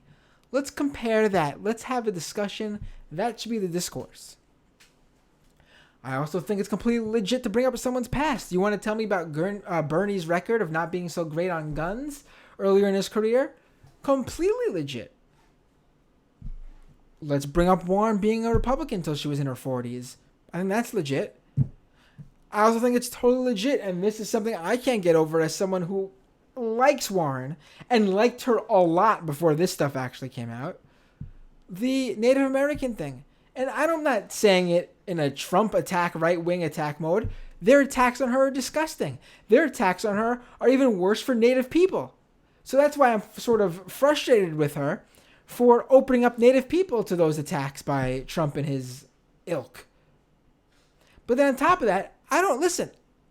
The Native American thing, to me the issue isn't at all that she thought she was Native American and told people for a long time she was Native American. She explained that she thought she was Native American Her parents told her so. She was raised believing she had Native American background. I think that's legit. She found out later on more about that, and that's something, she messed up there. I don't think that's the big problem there, actually. This is the problem to me. The freaking DNA test. That should be the problem. That is a big deal to me. And that's not something that Trump started his whole attack on her, the Native American attack on her. That DNA test to me is honestly so close to being disqualifying.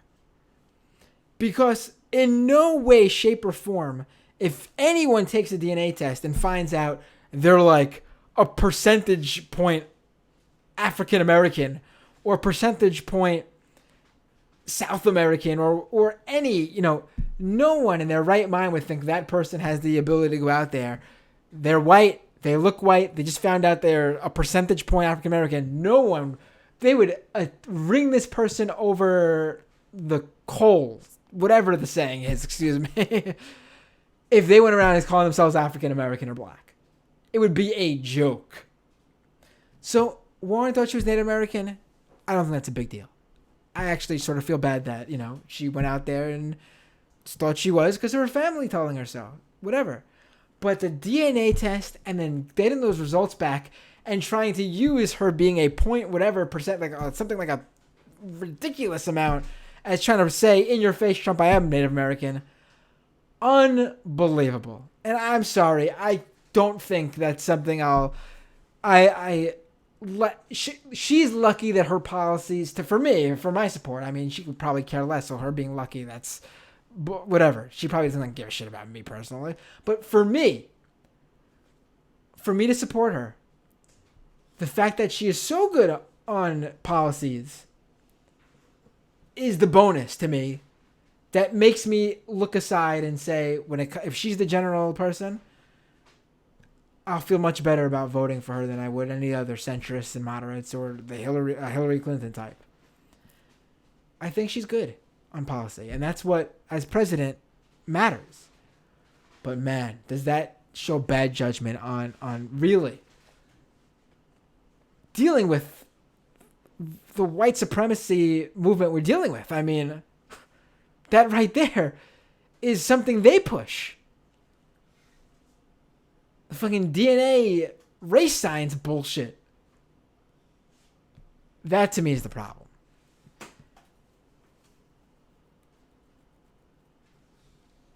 Sorry for going off on a tangent there, but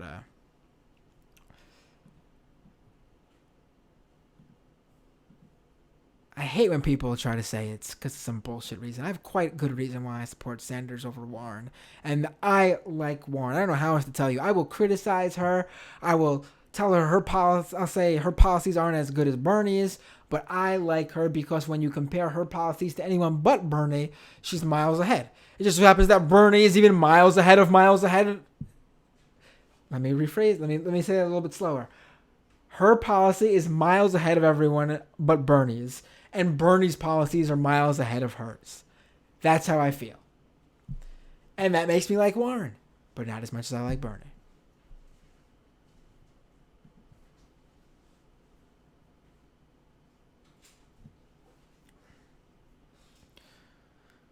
Let's go back to the comments here.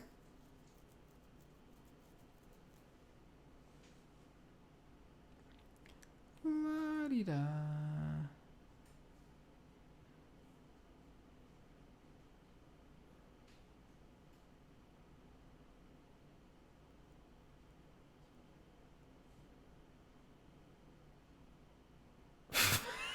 Apparently, Grim, the majority report did not take kindly into your whole defend J20 thing. I think you look a little too much into it, to be quite honest, but I'm not going to fault you for that if that's your thing. You know, it is what it is. It's not the end of the world to not have been so outright when that was going on, but if that's your thing, I get it. Ooh, we got an extra $5 from, oh man, that's great. What do you mean? Our newest patron subscriber. You didn't have to do that, but I appreciate it. He heard me say, or she heard me say, my little comment about I name dropped it, the latest subscriber, even though the patron money doesn't come through yet. And so, what do you mean drops the super chat in an Australian $5 saying, here's an Australian $5 for now, mate. The mate, I love it. I love it. I love it. I love that you had me read the comment. I love that you had me say mate. I love it. And now, just for you, we're going to do an episode on the far right in Australia.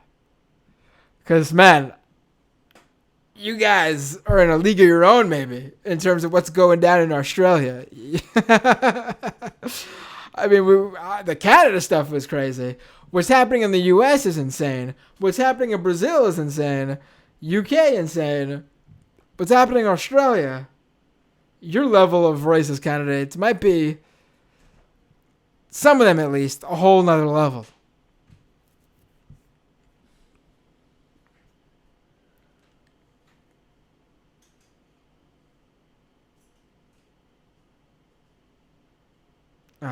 Now we got a comment thread talking about how Michael and Sam disrespected Grimm and how I'm way more tolerant of Grimm, people like Grimm and Renee.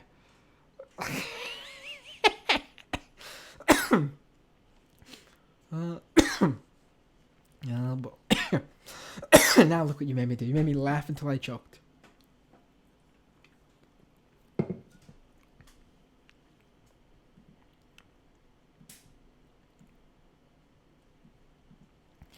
I wish, I see some chat. We'll get to that about this in a second. But I really wish people could understand that during a primary, you can like somebody, but they might not be your primary candidate of choice.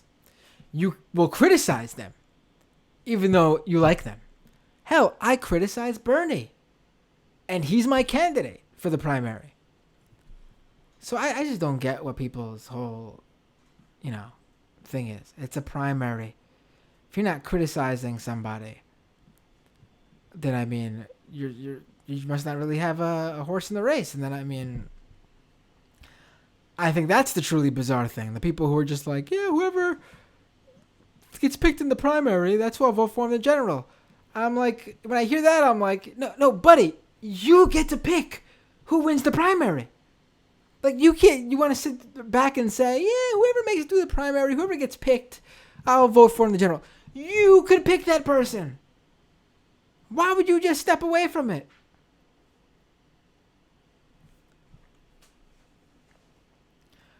Umar says there's a novel author called Matthew Binder.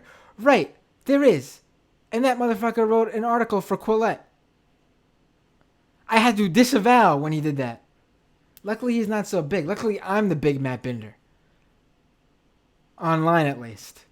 Well, in general, I guess, because there's no, he's comes up after me maybe, but search Matt Binder. I'm the king of SEO for Matt Binder. I'm the Matt Binder that matters.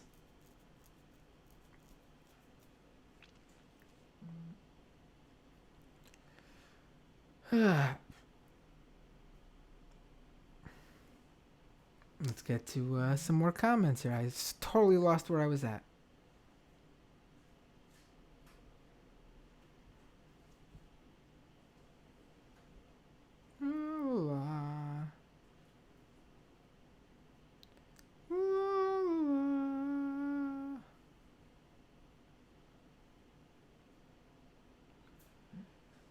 All right.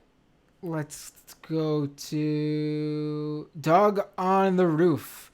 Bernier was the front runner in the conservative race basically until he started talking about dismantling our health care, and his support dropped like a rock. Well, there you go. I mean, who would do that? In a country like Canada or the UK? I don't get that at all.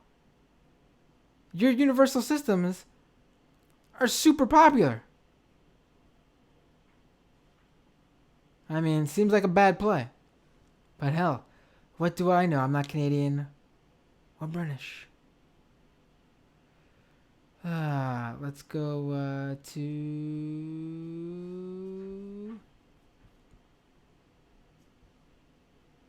I'm completely lost here in the chat. Completely lost where I was at. Oh, well. Oh, well. How did this happen? I had a good comment I wanted to read, and I had planned on going completely off on this comment, and now I can't even find it, which means I totally forgot what it even was about. Unbelievable. Well, that means I'll just have to continue on. Sorry, folks.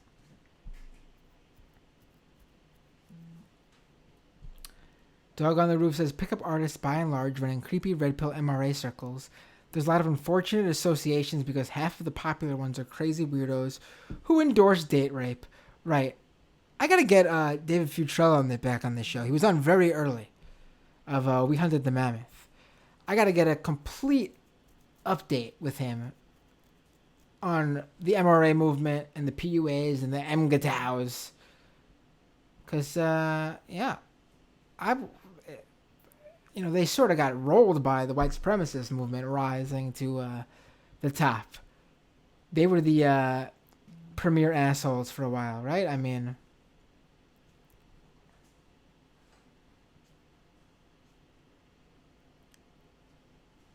But, yeah.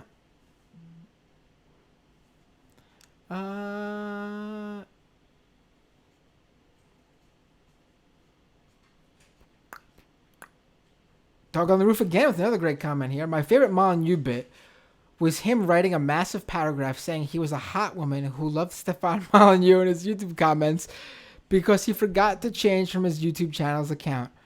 Right. A classic Molyneux moment. Who can forget, really? Who can forget?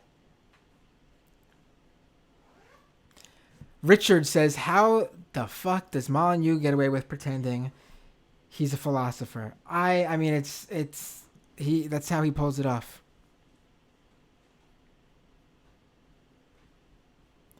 Oh my God, look at this.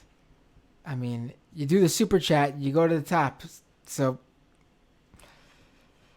what do you mean with another $5 Australian bucks? Yeah, mate, that's what half my channel is about, Australian politics. I even ran for House of Representatives this year. Did an interview on TMBS.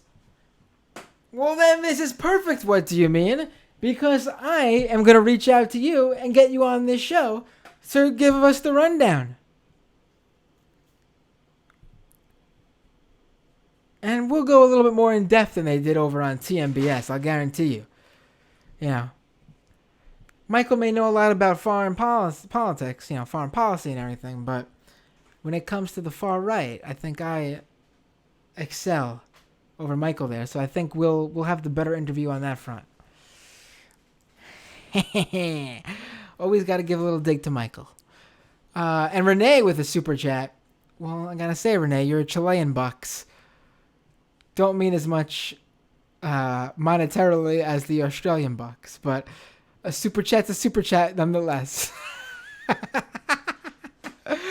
Quillette's accepting left-wing articles now, mate. Really? Who do they publish in Quillette that's left-wing? And I appreciate Renee also having me say mate.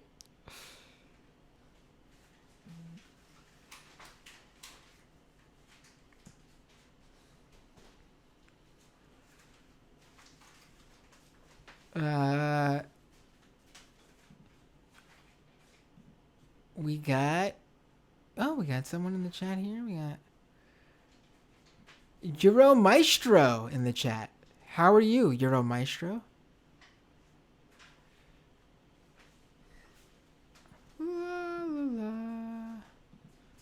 Let's go back to some more comments here. Dog on the Roof says, Crowder probably canceling all public appearances in anticipation of Cedar dropping the Crowder tapes. What's going on with this? I I actually spoke to Michael a while ago about it, but I've been out of the loop now. What are the Crowder tapes that Sam's got that he's talking about? Brian says, be decent to political rivals online. Come on, Matt, be reasonable. Listen, I'm actually for, going at it. But, but I get what you're saying. Yeah, I know. We got... Right. Renee twice has mentioned Nico House. Big Tulsi supporter. Who's also a YouTube commentator.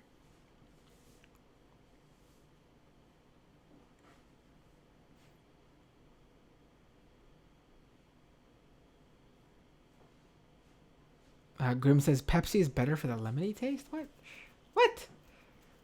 What do you mean? Says fascism is government and corporations coming to fuck you up, son. I like that.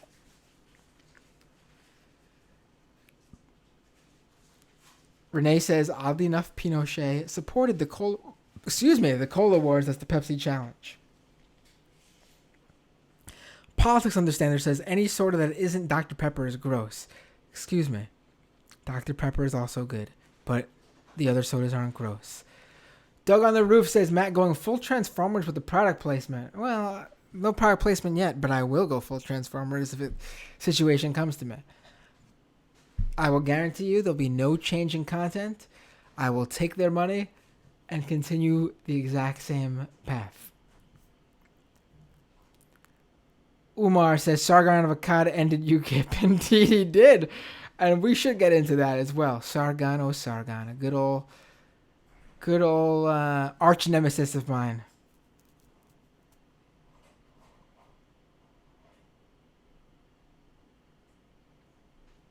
Renee says, you guys started out with MRA too. I've watched your opinions on pickup artists.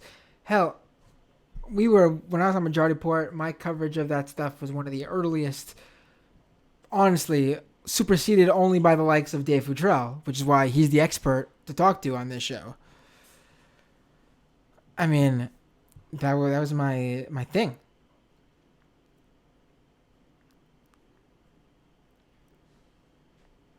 Dog on the Roof says, Craig, Dog on the Roof says, the idea of someone saying, here's how to be more comfortable around women and talk to them is fine, but they usually end up talking about taking home super drunk people or endorsing Nazis, right? On Periscope, Beeses from Periscope is calling Craig a liar about the support for People's Party.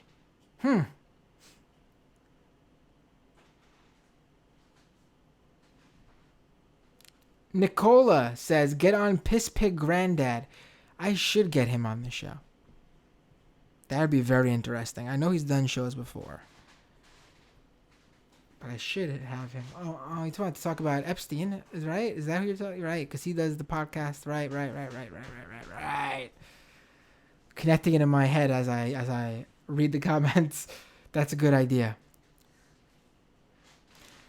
Nicola also says, MSNBC is insufferable. Lawrence says, Oprah Winfrey calls Bob Iger the man I wish was running for president. I just saw that before we went live. Unbelievable, especially because liberals were fawning over the idea that Oprah may run for president back before the primary season really took off. Just, my eyes are rolling as far back in my head as possible. And I don't know if you'll ever see my pupils again, because that's just chef's kiss, right? I mean, unbelievable. To steal a quote from Disney's Lion Guard, unbelievable. Right, I watch kid shows, guys. I got kids. So that's where that's coming from. Renee sent me the Hong Kong reference he was making before, a video on Twitter. I'll take a look at that after the show. Thank you, though, Renee. Drip says, you need to go on Joe Rogan ASAP. Listen, if I could get on Joe Rogan ASAP, I'd go on Joe Rogan ASAP.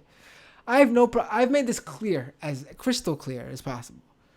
I have no problem with people going on Joe Rogan show or problematic right-wing shows or anything if you're ready to handle it and and deal with what should be dealt with on that show. I would love the opportunity to go on any of these shows.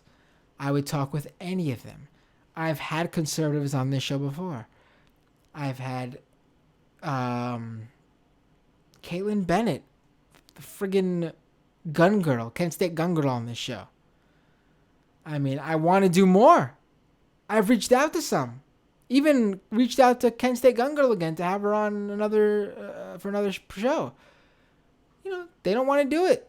They're the ones who don't want to debate. Unless it's AOC, because they know they'll get, whether they win or lose, they'll get, which they won't win. But when they lose, they'll still get a lot of attention because of AOC's pull and her reach.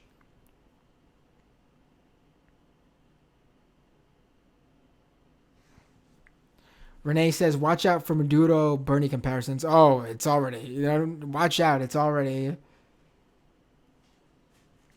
Nicola also says about the Bernie thing on MSNBC. That's just bullshit, though. It's not even true on the plans. I actually have real, pure, unadulterated hatred in my heart for these assholes. I don't like to hate, but these people are fucking evil. Dog on Roof says about what's-her-face, Emily Tishman. Her parents are both billionaires, and I don't hate Warren, but she intentionally has a very mercurial proposal on healthcare. Oh, listen. Don't even get me started in the healthcare thing. The idea that asking questions about Warren's wishy-washiness on healthcare being divisive is ridiculous. Ridiculous. Her whole thing is that she's got the plans. She's got the plans for everything. Except, adding an addendum to her messaging, the number one issue among Democrats in every poll, healthcare. What is going on there? It's purposeful that she doesn't have a plan out there that's specific, because she goes out there, says she supports Medicare for all, but when pressed on specifics, she says she supports basically the framework of Medicare for all and not what makes Medicare for all Medicare for all. You can't do Medicare for those who want it. Public option is no longer the left plan to take. The plan that will cover everybody and cost people the less is Bernie's plan. And also the one in the House.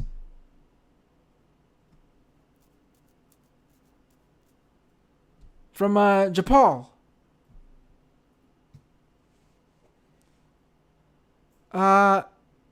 If you want to come up with a better one, let's do it.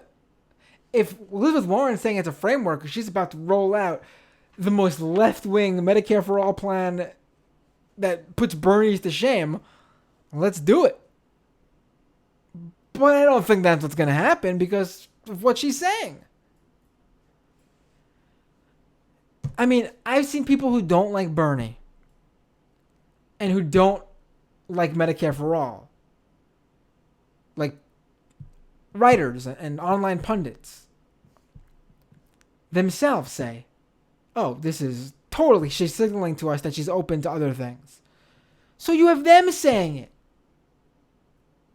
I mean, they see the signs just as the Bernie supporters see the signs. So for Warren supporters or anyone else to say they're bullshitting, Bernie people are just trying to be divisive, that's a legitimate concern. Why is she the woman with the plans for everything, which is cool? Listen, that's great. Except for healthcare.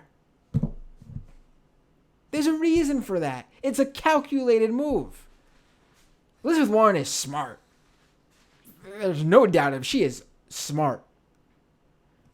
She probably has a very well-run campaign as well. They're making a political calculation to not be specific on healthcare. It is purposeful. It's not an accident. She's being wishy-washy on purpose. You want to say it's a smart political calculation? It very well may be. I don't know. I'm not here to determine that. We won't know until people start voting. But if you care about Medicare for all, You should know this. And if you have friends supporting Warren because of Medicare for All, then I don't think it's delegitimate to tell them, hey, you should be concerned about this. I don't get it. I really don't get it. I don't get it at all. It baffles me. It baffles me.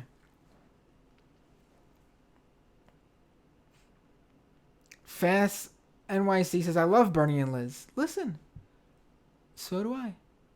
Liz Warren is one of my favorite senators. She's great in the Senate. There's probably no better C-SPAN clip than one of Elizabeth Warren owning some sort of big bank CEO in a congressional hearing. She is masterful at that.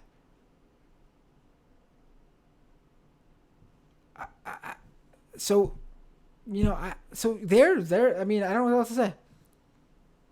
You know, if Bernie wasn't in the race with his more left-wing positions, then I would be a Warren fan, and still I'd be saying I'm voting for Warren in the primary, and still be hitting her on her indecisiveness with Medicare for All. So I don't get it. So I mean,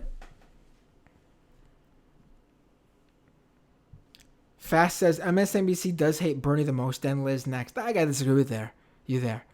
MSNBC, the pundits they have on from like Share Blue and stuff, big Warren fans. So I think you're wrong there. I mean, maybe the paid not the contributors, the paid hosts aren't, but literally all the guests from the more progressive think tanks, the reporters, the writers, the columnists, the op-ed people, all very much fans of Warren.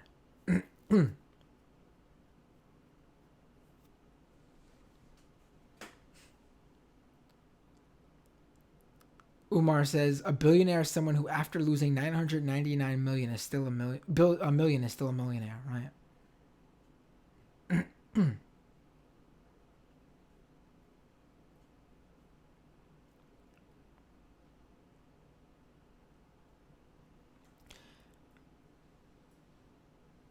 Beta Soy Boy says U.S. could have had Ralph Nader or Cynthia McKinney, but I would gladly accept Bernie right now. Lord Ariane says the difference between Warren and Sanders is that Sanders has a socialist analysis of human issues, while Warren is a capitalist, and these differences manifest themselves in the policy differences. Excuse me. Yes, exactly. Thank you.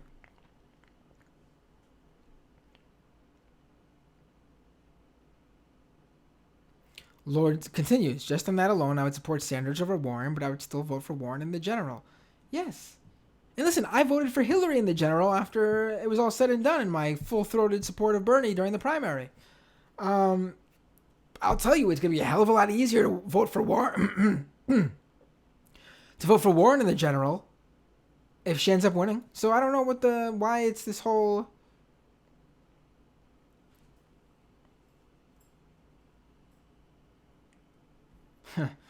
Beta says, Warren is my favorite Republican, and Grimm follows it up with, and Bernie is my favorite moderate.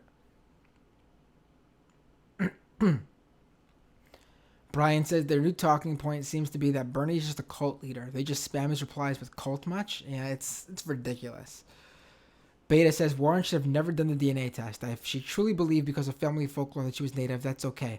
But falling into Trump's BS trap is dumb. Right. Right.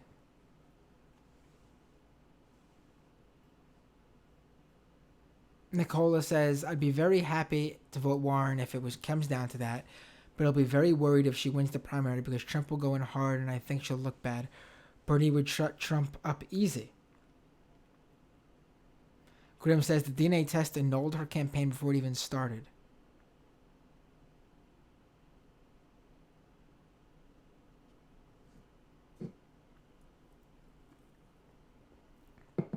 Lord says, speaking of Trump, Matt isn't doing a detailed breakdown of the impeachment. I'm going to do you guys even better than that. I am working on an episode, probably going to be this next show. I will let you know, but I'm already in talks with someone from Media Matters who has been covering this exceptionally well. And Media Matters has been doing great work on this. I've had Media Matters guests on this show before. Parker Malloy is from Media Matters, and she is fantastic. But I have a guest in the works who's going to walk us through, literally going to take us back 5 or so years and really walk us through this whole Ukraine thing so we get the whole conspiracy and the whole impeachment issue and all these right-wing talking points. I think there's going to be a show that's going to be covering this impeachment like no other show has done or is doing right now. So, unbelievably great story that will be for sure covered on the show in a way that you won't find anywhere else, I think. Podcast-wise, I mean, obviously, the Media Matters person I'm having on the show is doing the work for Media Matters in an article form.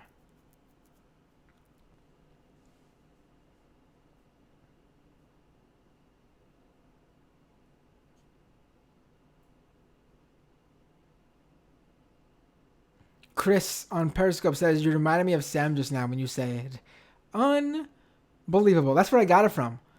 I say that a lot on this show. If you're not a regular watcher, it's sort of something I can't help. He's infested my brain. I worked with him for 5 years, nearly 5 years. It's a tick I picked up there. Unbelievable.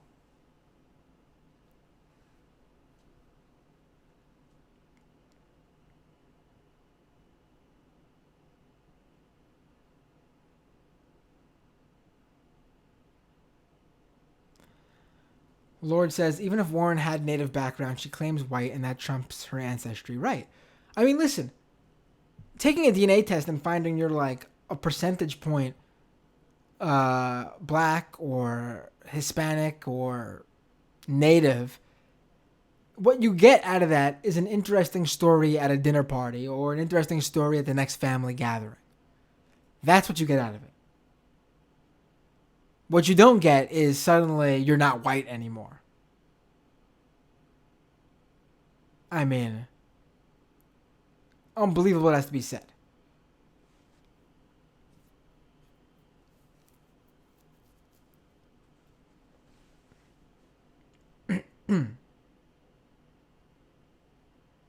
Nicola says, damn, you went in on her, you sexist fuck.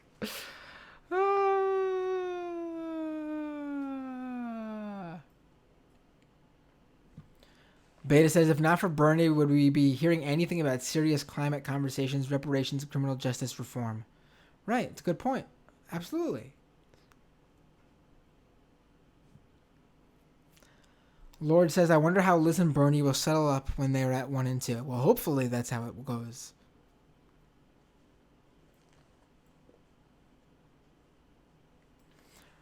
Renee says, doomed is like Bernie to MRTMBS Warren. Oh, shit.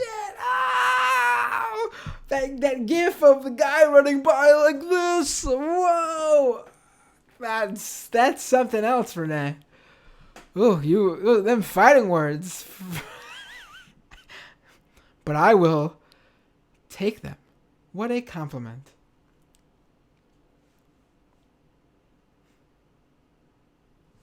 Nicola brings it up. TMBS is Warren. Michael would murder you for that. Right.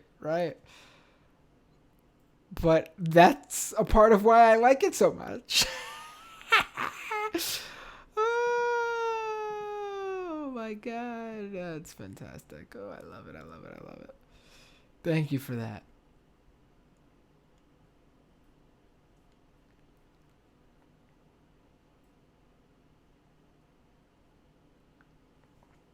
Beta called me the real Matt Binder because of that Quillette Matthew Binder.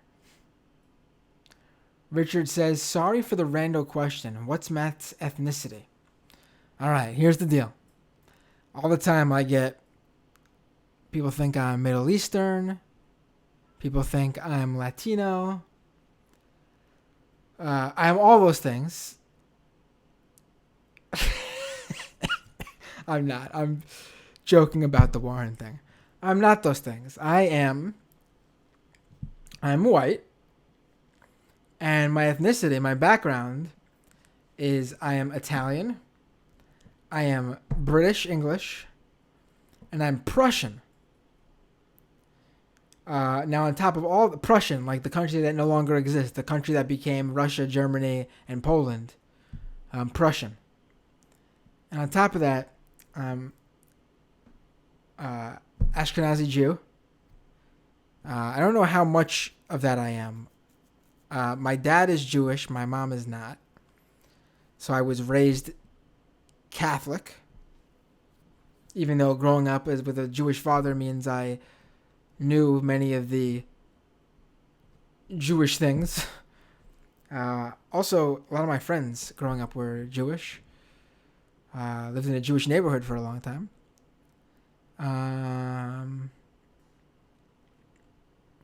My brother took a test and found out he is very much percentage-wise, like a large portion of him is Ashkenazi Jew. Apparently how this works, I'm not an expert, but you're the same things as your sibling in terms of the actual nationalities and ethnicities, but the percentages obviously are going to be different. So I guess I got to take a DNA test of my own. Send it over to the old 23andMe. Because my privacy's out the window already because my brother's already taken it. I don't know if you guys know this, but if you're worried about privacy when it comes to these companies and them sharing your DNA data with law enforcement, once a family member like that shares blood relations with you takes one of these tests, especially if it's like a sibling or a parent, you could basically throw your privacy out the window because they could look you up via their DNA. Crazy, isn't it? We got to do an episode on that. I've covered it a bit for Mashable. But it's insane, isn't it? Lord says, Matt, you should write a book to get bigger. I should write a book. Nicola says, Matt is half donkey, half German, half penis, and half Nigerian. Well, very random. Good guesses, I guess. Dog on the Roof says, Futrell and Matt were huge resources for me when I was starting out writing articles in the whole Gamergate, PUA, MGTOW, MRA sphere. Well, I appreciate you saying that, Dog on the Roof. It means a lot. Honestly, I'm happy I was able to inform on that. Euro says, my euros are worth more than your dollars. Right. In terms of me bringing up the Australian and Chilean money.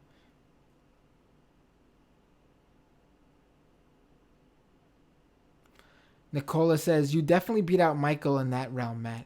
Michael sometimes gets very basic stuff wrong about even Sam Harris. And I'm like, dude, how can you not know this shit?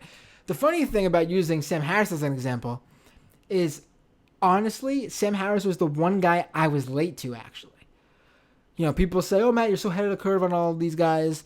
Sam Harris was the one guy, actually, where he became big, and I was like, I'm really not interested in this guy. And then it became, like, almost impossible for me to ignore this guy.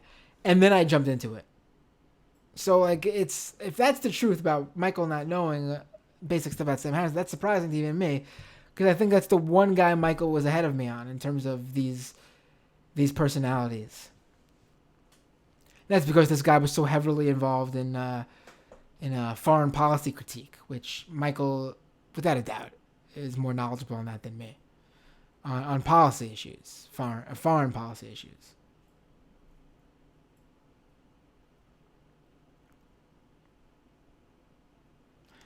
Renee says, yeah, $1,300 super chat would make me an Uber Patreon. Oh, but you would, if you sent me $1,300 US, Renee, you would, I would urge you to, I wouldn't buy you a plane ticket because that'd be like half the $1,300.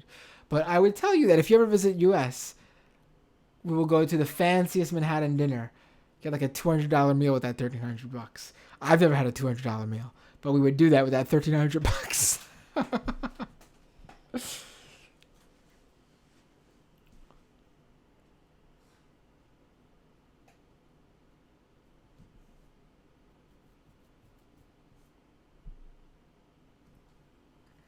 Dog says says he has in-depth proof of Crowder dropping out of 2 events specifically to avoid debating Sam.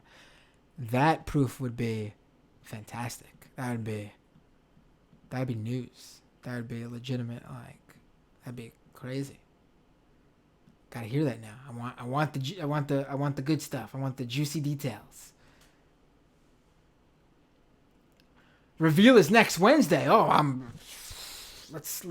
I can't wait.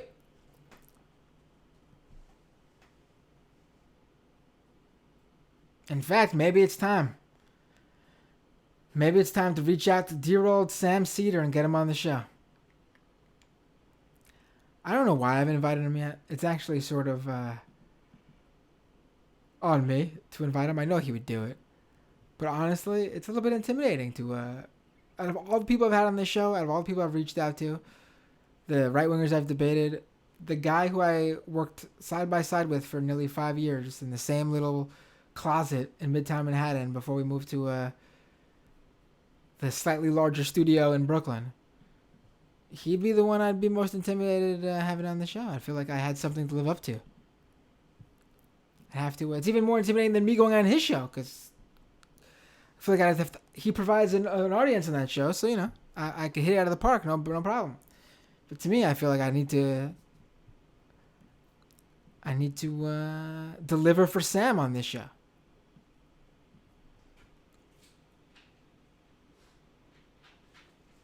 Euro says, have you discussed the right and far-right influence on Brexit and the UK? We've discussed Brexit on this show. I don't know if we've done a full episode on it, but that is definitely something. So the following is stuff we're going to talk about on this show, just from this episode. We're going to do an Australian politics episode, focusing on the far right. We're going to do a Brexit episode. We're going to do the Ukraine-Trump impeachment episode. There'll be an Epstein episode, but that's probably... The Epstein thing we could probably store in the bank for when things are a little bit slower, because things are on fire right now when it comes to... I'm sure the Epstein story is not done. There's going to be some more revelations, and that's when we can reach back to that. But right now, obviously, the Epstein story is sort of taking a back seat. Unfortunate as it is, to be honest.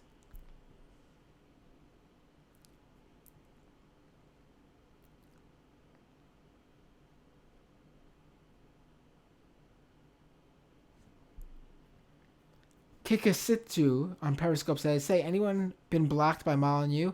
Molyneux blocks me on Twitter. Ever since Paul Elam, one of the faces of the men's rights movement, I got him to accidentally confuse the incel killer Elliot Rogers with Stefan Molyneux, and that pissed off those guys. So that's when he blocked me."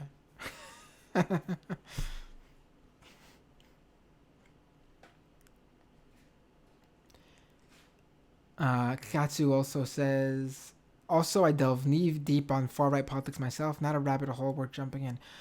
If anyone who's in this chat or watches this show has their own YouTube channel and does regular commentary, they're considered on LeftTube, BreadTube, or in that realm, they do progressive style.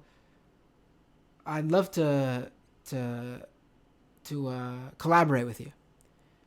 Introduce your audience to my audience. Introduce your audience to my show and my audience to your show. I'm down 100%. I'm all for helping out other shows on the left, progressives, whatever. And if you're a right winger who stumbled upon this show, I'm all for debate. However, I did get an invitation to a explicitly Nazi show. Like, the title of the show had the word "goy" in it. It was specifically a Nazi show, and I had to say I'm not going on that show. I even said, you want to call into this show, where I have more authority over how far you're going to take what you're going to say. I'm open to that, but I was not going to go on that show. That's the one line I'll draw, and I'm open to going on anything, really. Fuck, if Tucker Carlson called, I would go on that show. Easy. Not even a question. But it's all about how I handled it, and I know how I would handle it, and it would be in a way that would make it worth me going on Tucker Carlson's show.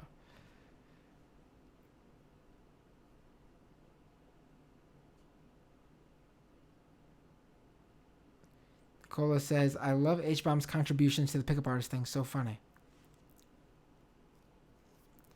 Beta says, so agree, Matt, about Oprah. Oh boy, we're running really late here. I got to, a little bit, feeling it a little bit. I still have to eat, actually.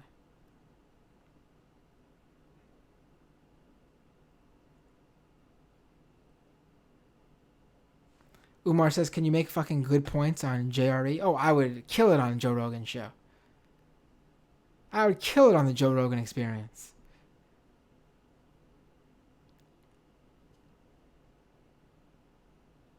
Beard ass Flosser on Periscope says Maxime Bernier is the best politician since Sir Wilfrid Laurier.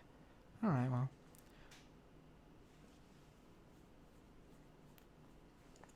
Umar says Bernie is a Jewish carpenter who doesn't like banks, wants to steal people.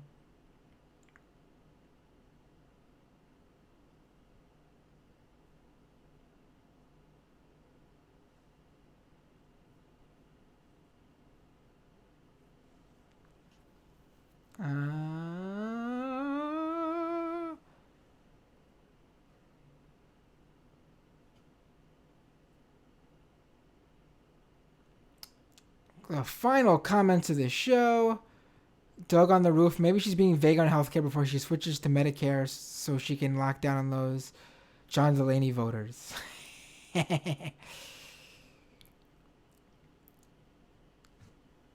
Nicola says they love what Warren symbolizes, but I don't think they like her plans or want them enacted. Or do I just not know MSNBC well enough? No, I think that's a good... Some of them probably do. I'm not going to make a broader assessment there.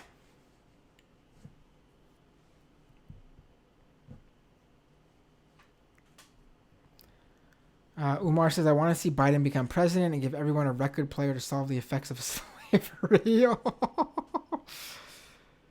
Renee says, Hunter Biden and the Ukrainian neo-Nazi brigade. Well, I don't know if there's any connection there, but there's certainly a large Nazi connection in Ukraine.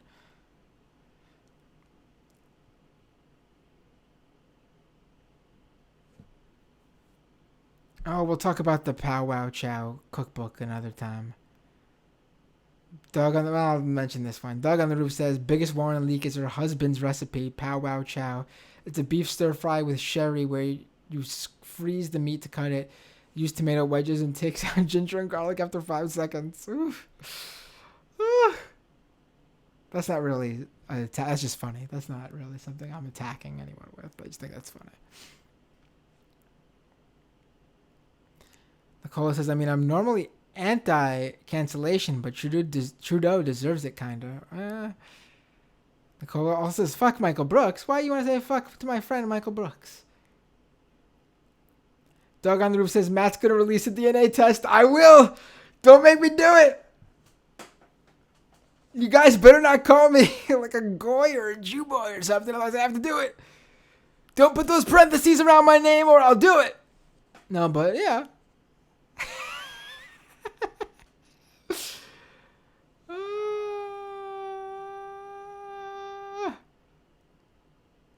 Renee with a shout out to my dad.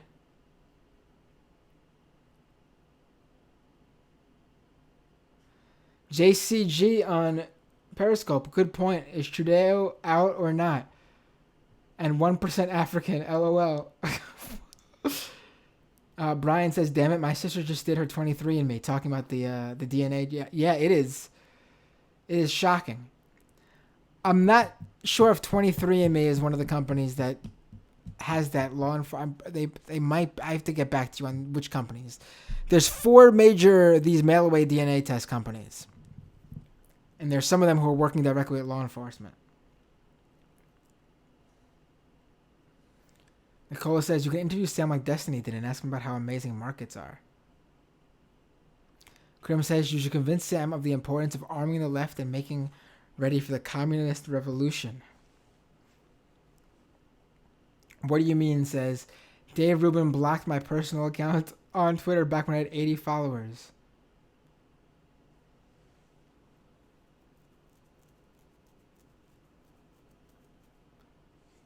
Nicola says, Sam upsets me on guns, not because I disagree with him completely, just mostly, but because he talks about certain weapons like, fuck me, a semi-automatic, and it's like, dude, I love you, but that's nothing. I'll be honest, on the gun thing, I'm not so educated myself on, but I actually think that's one area where Beto is killing it. I'm fucking melt the weapons down, man. But also, I get the whole arming the left thing, so I'm like, I think I give super props to that group of the guns rights leftists who show up in with arms to defend left wing rallies and marches. That I'm totally down with, and this is from someone who is pretty anti-gun. So maybe I'm not Sam, but I might not be who you think I am either. But I might be more than that too, as well. I might be who you think I am, if depending on who you think I am. Umar, I can tell you that it was not the name of a Jewish show, the one with the word goy in its name. Brian says, I love Michael, but JRE is much more your speed, man. Yeah, but Michael's on majority port, so Joe Rogan knows who Michael is. He doesn't know who I am. I was out of majority port before it blew up and before Joe Rogan probably became aware of it.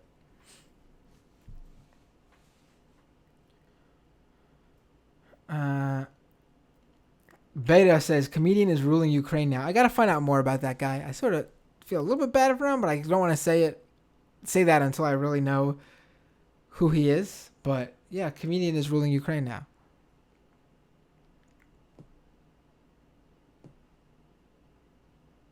Okay, Nicola was kidding about Michael Brooks. I love Michael Brooks, quite literally. I think he's a legit good person at this chore.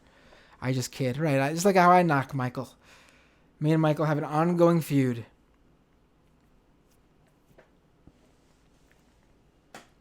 Lord says leftists should be armed as long as fascists are arming themselves. Then I hate guns. I hate the whole the Second Amendment rights people. Gun rights people. NRA is bullshit. But yeah, I on that you got me. We're in the same.